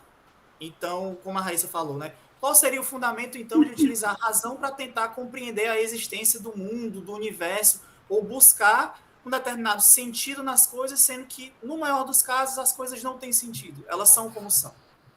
Então, alguns vão dizer que essa filosofia do Camus tem um T de contemplação, tem algo de passividade, e é por isso, inclusive, que ele vai dizer que o absurdismo, essa complacência, essa aceitação, essa falsa passividade, na verdade, ela está fundamentada num outro sentimento, que é, eu reconheço, do ponto de vista individual e singular, que a existência é um absurdo. Mas, o que é que eu vou fazer com esse reconhecimento? Eu vou simplesmente ser alguém não reativo, como é o caso do Meursault, no Estrangeiro? Não. Eu vou ter que fundamentar ontologicamente um outro sentimento que me faça, por exemplo, estar e me sentir vivo. E esse sentimento é a revolta, que é o que a gente vai comentar com vocês na quarta-feira. Então, tratar, por exemplo, esses dois ciclos como momentos complementares é o central para que vocês entenderem como a filosofia do Camus ela se articula, como ele segue uma determinada linha, um determinado plano, traça um objetivo, que é justamente para evitar que essa contemplação, que essa aceitação da absurdidade das coisas não se transforme de fato em algo passivo, tá? Em algo meramente aceitável, que não exista contestação, né? E essa contestação vai existir com o sentimento da revolta, e esse sentimento da revolta é um sentimento ontológico que vai mover o ser humano a buscar algo para se sentir vivo. E que não necessariamente você precisa dotar de sentido as coisas. É porque como nós fomos socializados numa cultura e numa lógica, né, judaico-cristã, de que o mundo tem início, meio e fim, que a nossa vida é finita, tá? Que a gente tem que buscar viver da maneira mais harmoniosa, seguindo o reto caminho possível, a gente sempre busca fundamentar de um determinado sentido as nossas ações e mais. Nós projetamos, tá, determinados sentidos em coisas que, na verdade, não deveriam, segundo o Camus, tá, ter. E é por isso que, inclusive, que ele vai dizer que você se utilizar da razão, por exemplo, para fundamentar um sentimento de emancipação política, como é o caso de uma revolução, poderia, como ele vai argumentar no Homem Revoltado, levar a regimes que, ao contrário da emancipação da classe trabalhadora, vai acabar agrilhoando-a cada vez mais. Então ele vai dizer textualmente no Homem Revoltado, já adiantando algumas coisas. A história da classe trabalhadora no século XX foi uma história de traições. Porque aqueles que, teoricamente, deveriam compreender o fundamento da revolta humana vão se apropriar desse sentimento e vão, dentro da absurdidade das coisas, encastelar e engaiolar as próprias potencialidades revolucionárias do proletariado. Né? Então, para vocês verem o quanto o salto de que reconheço que a existência é absurda, aceito essa absurdidade, o que eu vou fazer com isso? Né? Então, não se trata de uma complacência, não se trata de uma passividade, não se trata de necessariamente ser apático em relação ao que eu posso fazer, o que eu posso intervir de fato, de modo concreto, mas é simplesmente o reconhecimento de que, olha, a busca por sentido, muitas vezes, pode, inclusive, afetar em várias esferas a própria vida social, primeiro do indivíduo singular, como é no caso do ciclo do absurdo, e depois no sujeito coletivo, como é o caso do ciclo da revolta. Então, eu acho que apenas um comentário válido para a gente fazer aqui, para vocês pensarem, que ele termina o ensaio, o mito de Sísifo, com a seguinte frase: é preciso imaginar Sísifo feliz. E é exatamente imaginar em que momento a humanidade pode, de fato, se sentir viva, como a Raíssa comentou, né? No momento em que a pedra volta a rolar e que Sísifo desce e não tem mais que carregar esse peso sobre si mesmo. Porque é nesse ínterim aí em que ele desce com a pedra para realizar o trabalho novamente no outro dia, que a humanidade pode se libertar, ainda que momentaneamente, de uma carga tão pesada quanto é, no caso, o trabalho. Né? E aí, quando eu for discutir com vocês na quarta-feira acerca das implicações dessa compreensão individual e singular do absurdo para a transição de uma compreensão coletiva, tá? Da revolta, a gente vai entender que essa reflexão, por exemplo, que ele lança aqui no início do mito de Sísifo, já foi realizada, ainda que não de maneira tão poética, em 1844, por Marx. Aquele mesmo Marx ele vai criticar de maneira assim, até um pouco fora do tom, em muitos casos, em uma parte do Homem Revoltado, que Marx vai dizer qual é o único momento em que o trabalhador se sente livre e feliz, quando ele não está realizando nenhuma atividade que tenha a ver com o seu trabalho. Porque a tristeza, a angústia, as dores e as perdas de um trabalhador são o motivo de felicidade de um outro sujeito. Quem é esse outro sujeito? Um Deus? Uma divindade? Algo metafísico? Não. A razão da destruição, bem como da felicidade de um homem, só pode ser um outro homem. E é por isso que ele vai tratar essas questões nos manuscritos econômico-filosóficos no capítulo 4 ou 5, se eu não me engano, que se chama Trabalho Alienado ou Trabalho Estranhado. Mas é a mesma lógica fundamental que o Camus está debatendo aqui. Né? Lógico, um século aí de anterioridade, tá bom? Mas aí a gente escreve isso aí com mais calma na quarta-feira. E eu acho até que esse ponto que tu falou, amigo, de... Enfim, né, o que traz a alegria de um homem é o outro homem, ou enfim, o que está na Terra, é você pegar na filosofia do absurdo o seguinte: o que são os muros do absurdo? Né? São muros que limitam a nossa existência àquilo que é uma experiência propriamente humana. Né? Então, a gente está delimitado ao que é razoável. A gente vive dentro daquilo que é razoável. E quando você passa para Calígula, que é uma peça de teatro, você vê Calígula se transformando em um deus. Né? E vai ter lá o conflito do personagem No Pain No Gain. Você vai ter lá o conflito do personagem e você percebe que, assim, nós inventamos deuses, nós inventamos a reencarnação, isso no pensamento de Camus, né?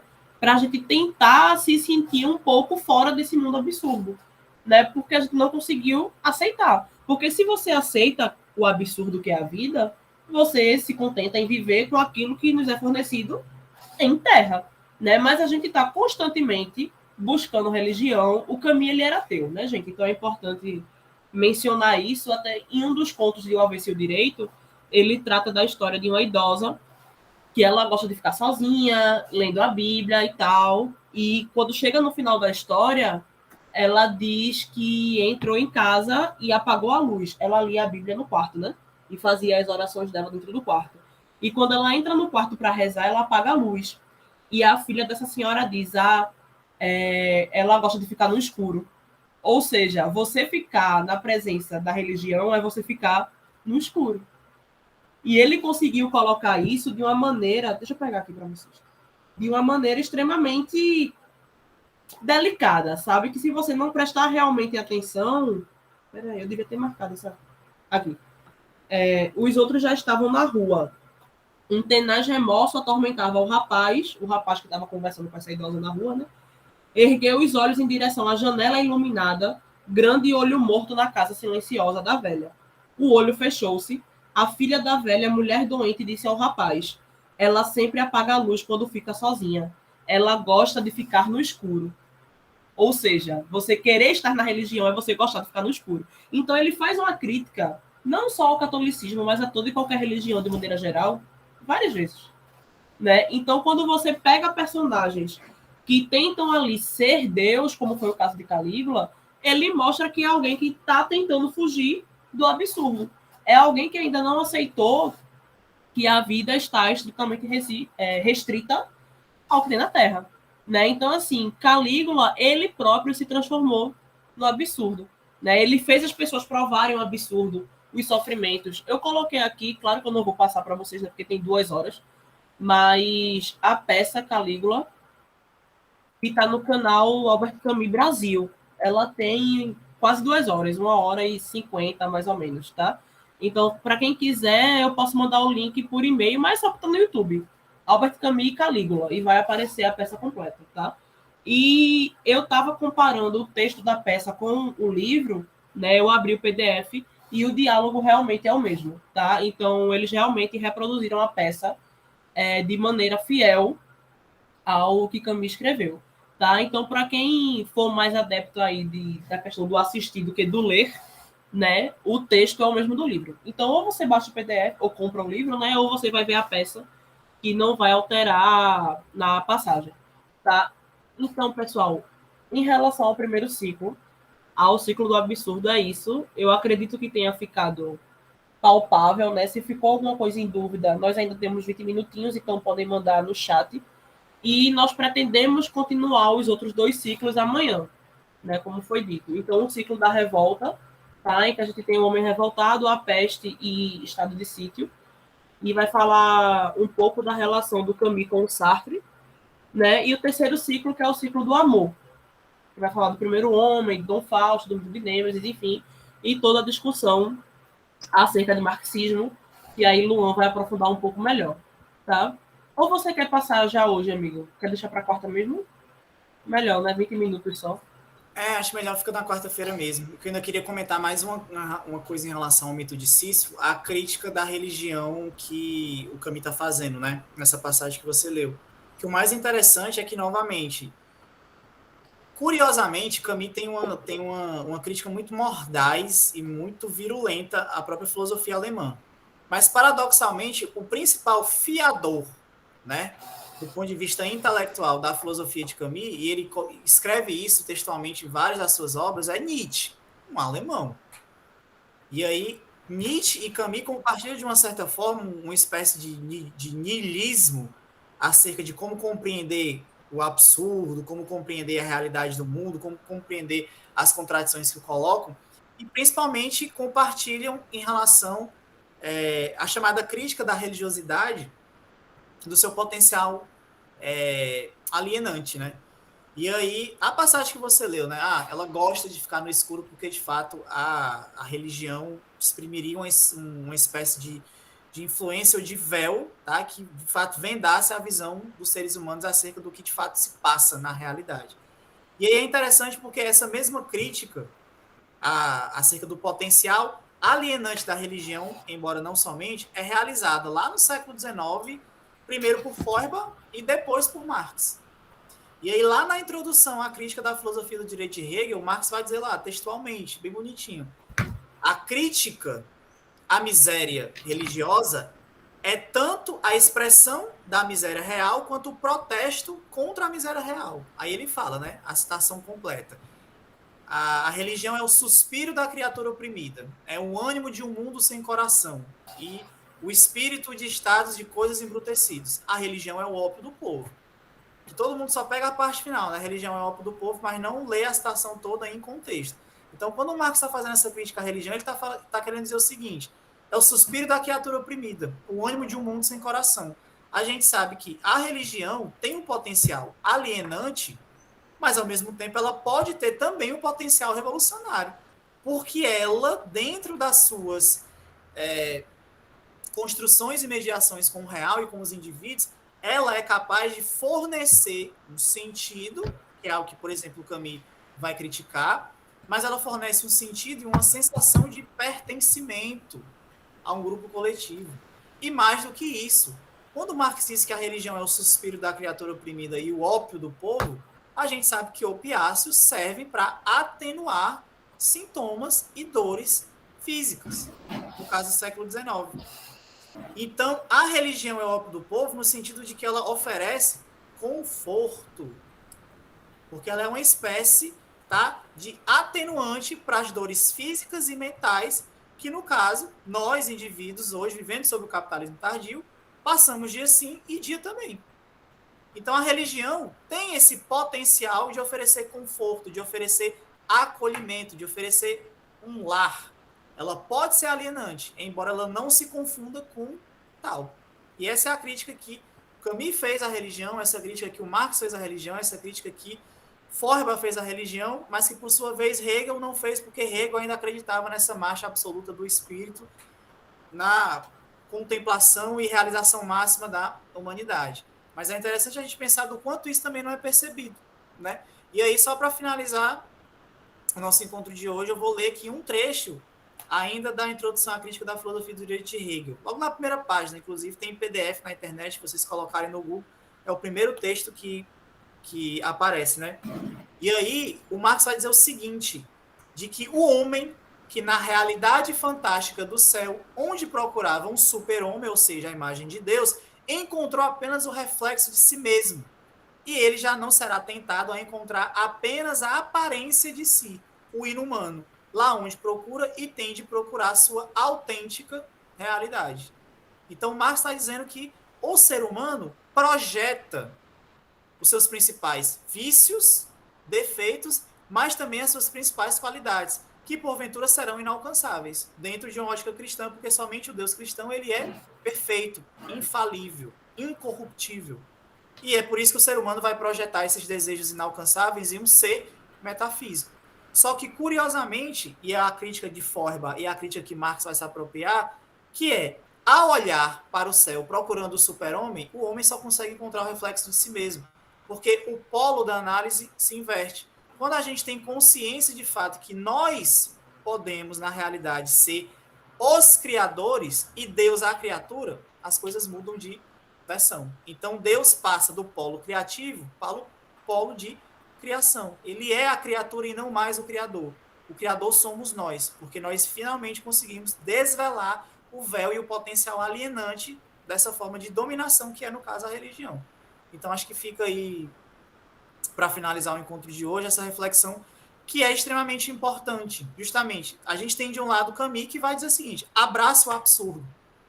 Abraça o absurdo, tente encontrar, dentro dessa contradição que é a vida dentro do absurdo, um motivo ou um fundamento para continuar vivo. E é por isso que em nenhum momento, inclusive, ele vai lidar, no mito de Sísifo, com a questão da legitimação do suicídio. Ele inicia o romance falando que o único problema sério e fundamental da filosofia é a questão da existência humana. Ou seja, vale ou não a pena estar vivo.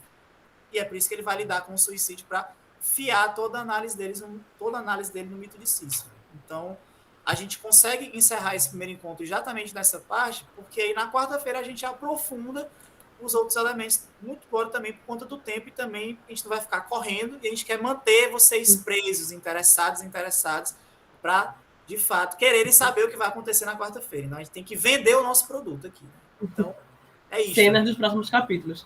Eu peguei só a citação direta do que o Luan falou, a primeira frase do livro. Ele começa o livro assim: só existe um problema filosófico realmente sério, o suicídio.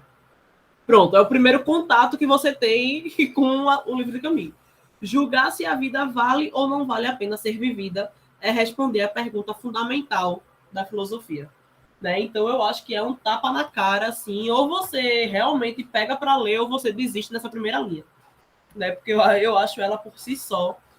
Amigo, nós temos 2 perguntas aqui. Dá tempo, né? A gente tem 10 minutinhos ainda. Só antes de responder, agradecer, né? Todo mundo que ficou aqui pacientemente nos ouvindo e preparar. Eita, minha dicção está ótima. Prepará-los e prepará-las para quarta-feira, né? Que promete. Pergunta número 1. Quem tiver mais algum questionamento aí dentro do nosso tempo, a gente vai respondendo, tá? Por que considerar o absurdo a partir dos sentimentos e não pela razão? Como é? E não pela razão sentido. Não entendi. Por que considerar o absurdo a partir dos sentimentos e não pela razão sentido? Tu coloca razão e sentido como uma coisa só? Ederson. Não, então, desculpa, boa tarde aí, né? Parabéns pela boa apresentação, né? Muito provocativa. E vamos aprofundar, né? Então, é que me fez lembrar essa ideia do Kant, né? E também dos romantismos, né? No caso também o Nietzsche, né? O Camus aí. E aí o que acontece? Porque parece assim, que às vezes essa coisa do absurdo e que vai se desenvolver na revolta do agir, às vezes se prende essa coisa um pouco do que a gente vive hoje, né? Um sujeito que age pelas condições das emoções e sentimentos, né? E a gente sabe que isso aí retoma muito ao Kant, né? Como essa questão lá do... Assim, uma coisa assim que o agir coletivo, você tem que agir pelo dever, né? Então, muitas vezes o sentido, ele vai estar nessa ação de imperativo categórico, né? De fazer a sua máxima, né? Uma máxima coletiva, né? E claro, faz todo sentido vocês estão trazendo, porque o Camus vai quebrar esse paradigma, né? Que ele está em outra. Então, assim, pensando um pouquinho hoje, é que às vezes parece que tem uma fragmentação desse sujeito, né? Onde se preza muito hoje, falando que a gente está aqui, muito dessa coisa do sentimento sobre a razão, né? Uma certa cisão, né? Então, seria um pouquinho dessa pergunta, assim, por que esse despertar do Camus a partir dos sentimentos? Claro, vai se cair na razão também, né? E não, talvez, ali do Spinoza, como uma coisa, assim, de um ser humano integral. Então, assim, quando falar os sentimentos, há essa razão que está junto, né, com essa revolta. Só que não é uma razão lógica, né? É uma razão que a gente fala assim, que passa por essa conexão de mundo, né? Aí seria um pouquinho isso. Então, eu vou falar um pouco do nosso, depois se quiser falar também. Eu não vejo tão separado essa questão do sentimento e da razão no caminho. Né? Essa parada está certo ponto porque me diz que a gente tem que aceitar o mundo e não tentar compreendê-lo racionalmente, porque, enfim, ele é absurdo e a gente tem que aceitar. Mas quando você pega a questão do Kant, do Kant, eu não sei como é que vocês pronunciam, ele fala também da questão moral social.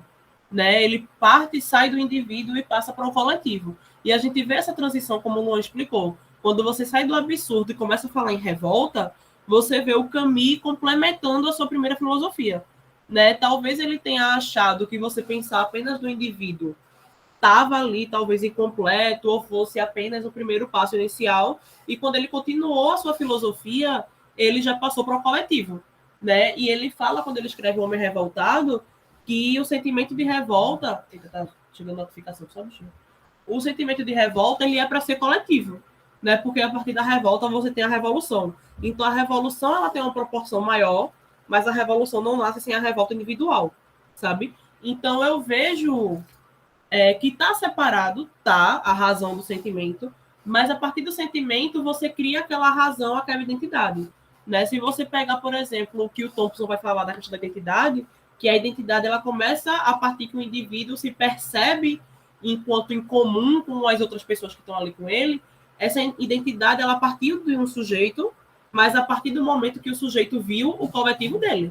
Né? Então, talvez um pouco de Thompson, para quem gosta do Thompson, né? Você consiga compreender isso também. Então, de maneira geral, eu arrudeei, o que eu quis dizer foi o seguinte. Você parte de uma questão sentimental, né? Até porque o trecho de O Mito de Sísifo que eu coloquei, você vê que ele parte de algo do indivíduo. Você acorda, pega o bonde, almoça, trabalha segunda, terça, quarta, quinta, sexta, e você se cansa, não sei o quê. Isso parte do indivíduo. Beleza. É a emoção que ele teve. Chega um momento que você começa a racionalizar esse mundo absurdo capitalista que a gente vive, e você tem a tomada da revolta. E você já passa para o segundo ciclo camusiano, né? E a partir da revolta você tem a revolução. Então, não sei se eu respondi o que você perguntou, mas foi o que estava na minha compreensão. Eu passo para a segunda pergunta, Luan, tu quer comentar alguma coisa também dessa primeira? Não, eu acho que você conseguiu adereçar bem a questão. E eu ia ser bem honesto no caso, porque a gente também tem que reconhecer os nossos limites, né? Então, tipo assim, o que eu sei de Kant é algo para ensinar no básico para eles passarem numa prova. Então, não teria condições de responder de acordo e com a altura que a pergunta merece nesse sentido, mas eu acho que você conseguiu fazer uma boa interpretação acerca do que foi colocado e colocar, inclusive, uma alternativa possível, né? Porque, de fato, eu também não considero que essa cisão, pelo menos dentro da filosofia do Camus, ela seja tão, assim, explícita, né? Existe um certo tipo de mediação. Agora, talvez, no mundo real, em si, a gente seja muitas vezes impelido a escolher ou você age racionalmente ou você age sensivelmente, porque as coisas estão em completo desencontro, em completo desamparo e em desacordo, né? Então, ou você é 100% racional 24 horas por dia, ou então você vai agir, de fato, a partir dos seus impulsos, a partir de questões de pressões sociais que você vai surgindo, sem pensar necessariamente nas condições acerca do que a gente vai estar encontrando. Aí sim, por exemplo, a gente já poderia passar para a segunda questão. Isso eu vejo como um traço sintomático do desenvolvimento capitalista atual, que é justamente essa cisão de que você, muitas vezes no caso, evidencia muito mais a questão pelo reconhecimento necessariamente da diferença do que pela sublimação ou eliminação efetiva desta, no fim das contas. Não que, de fato, a diferença não deva ser reconhecida. Ela deve ser reconhecida, ela deve ser, inclusive, celebrada, só que ela não pode se transformar em um fim em si mesmo. E aí é que entra a questão da racionalidade ou a razão, por exemplo, estaria fadada ao fracasso, porque ela não conseguiria dar conta da multiplicidade, da diversidade, da complexidade que o mundo se coloca atualmente. Né? E o capitalismo consegue se aproveitar acerca disso nas várias e múltiplas narrativas que a gente poderia chamar aqui de pós-modernas acerca da fragmentação desse sujeito. De fato, nós sabemos que não existe a ideia de um sujeito histórico universal. Esse, inclusive, foi o erro, tá, do campo progressista, marcadamente do século XIX para a primeira metade do século XX, da Segunda Internacional, que considerou o sujeito histórico universal como um proletariado branco, europeu, masculino e heteronormativo, e que ignorou as várias outras potências e valências acerca desse sujeito revolucionário. E aí eu concordo 100% com o Rafa, né?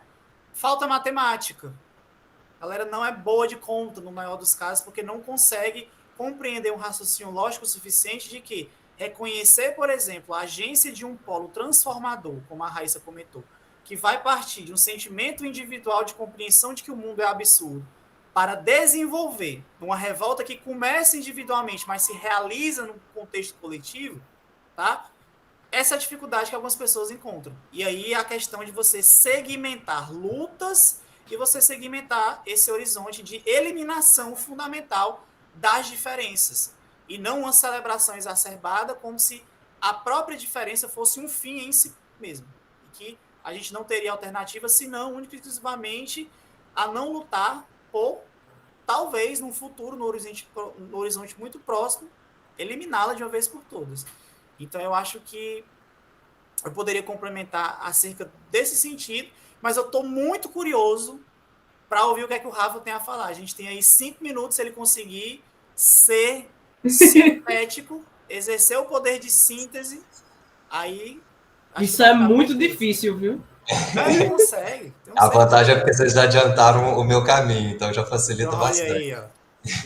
Bom, eu vou puxar primeiro da Raíssa, né? Quando trata essa questão do sentimento, cronologicamente algo anterior, eu elaboro a partir da razão, então não é que estejam totalmente desvinculados. Só que como funciona esse vínculo? É um vínculo majoritariamente, né? Quando a gente pensa nesse progresso de raciocínio, cronológico.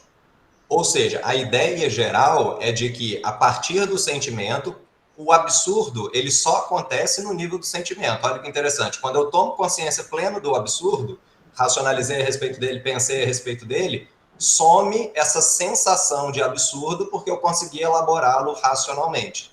Tanto que aí chega aquela ideia que foi falada aqui, de que o sujeito ele se torna potencialmente quase passivo em relação ao mundo, porque vê que nada faz sentido mesmo, o sentido não está nas coisas, então eu não posso fazer nada, então dá essa sensação de apaziguamento, de paragem no mundo, né?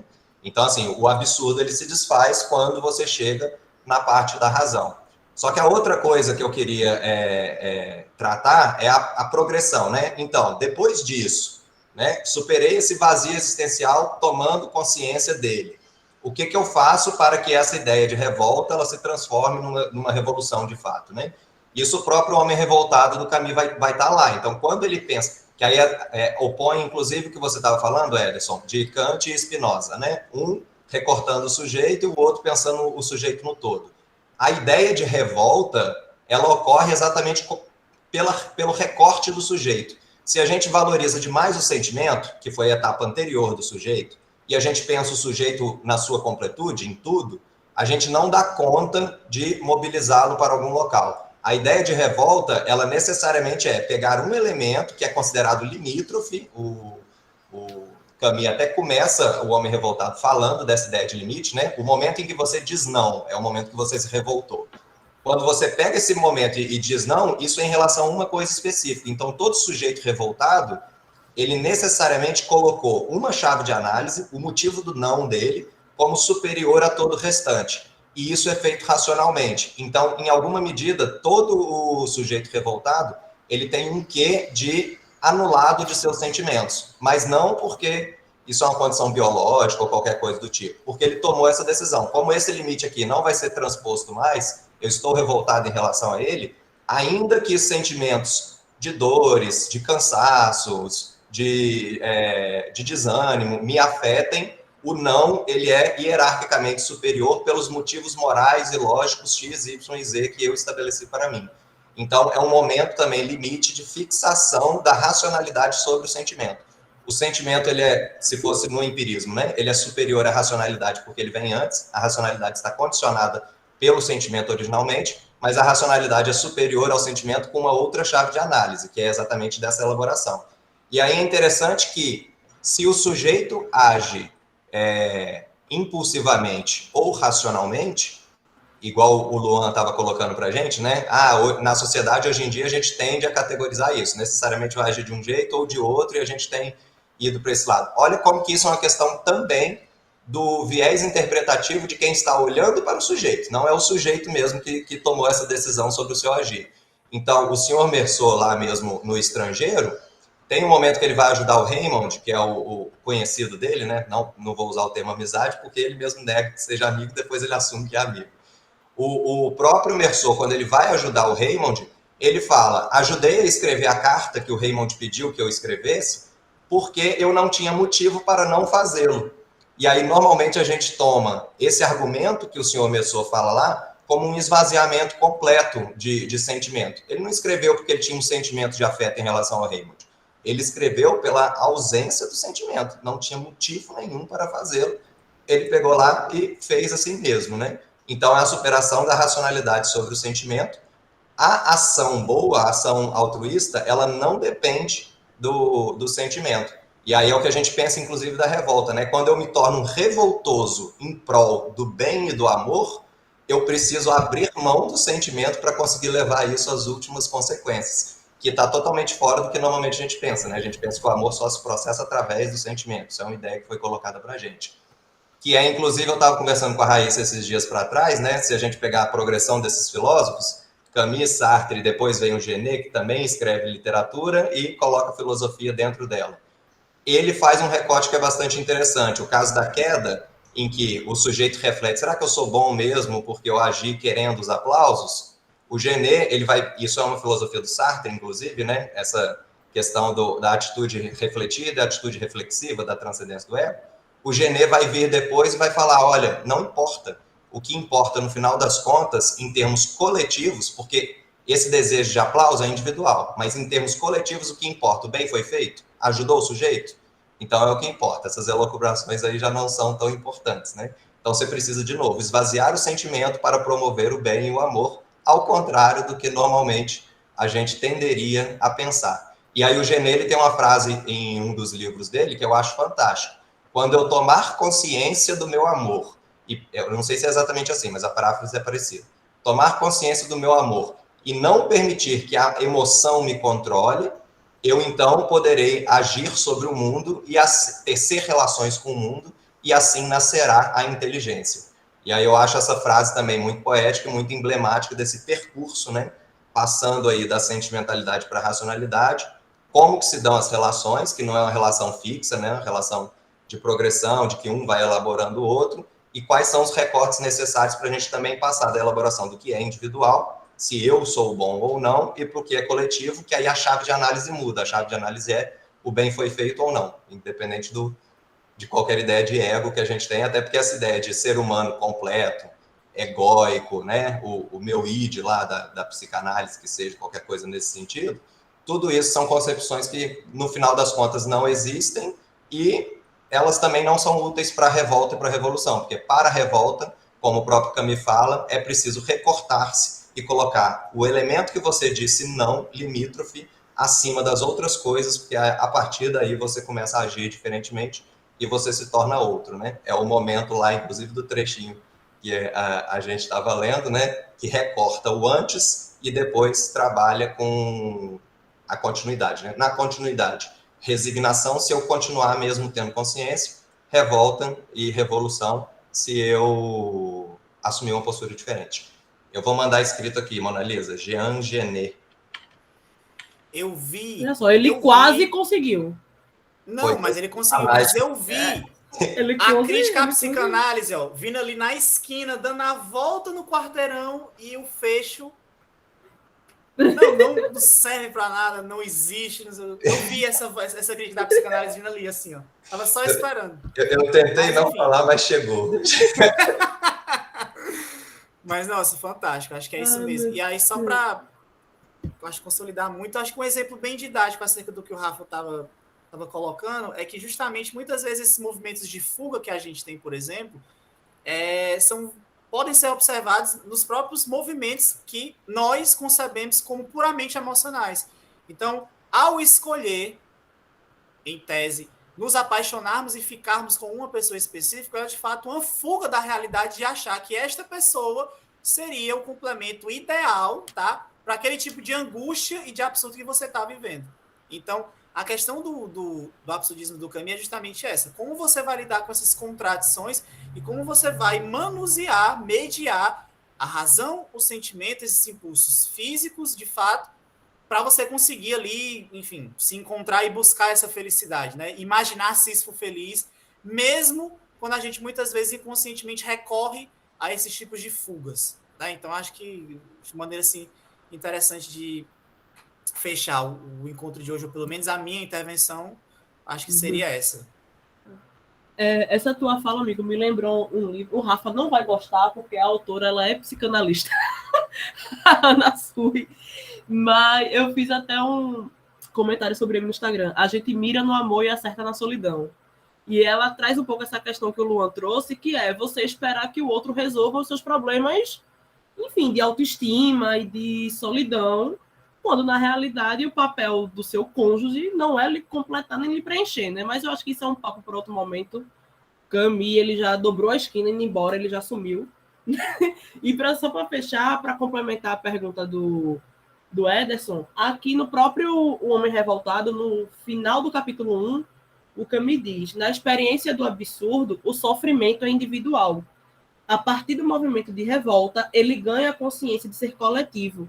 É a aventura de todos. Então, eu acho que isso daqui já responde basicamente toda a pergunta dele, né?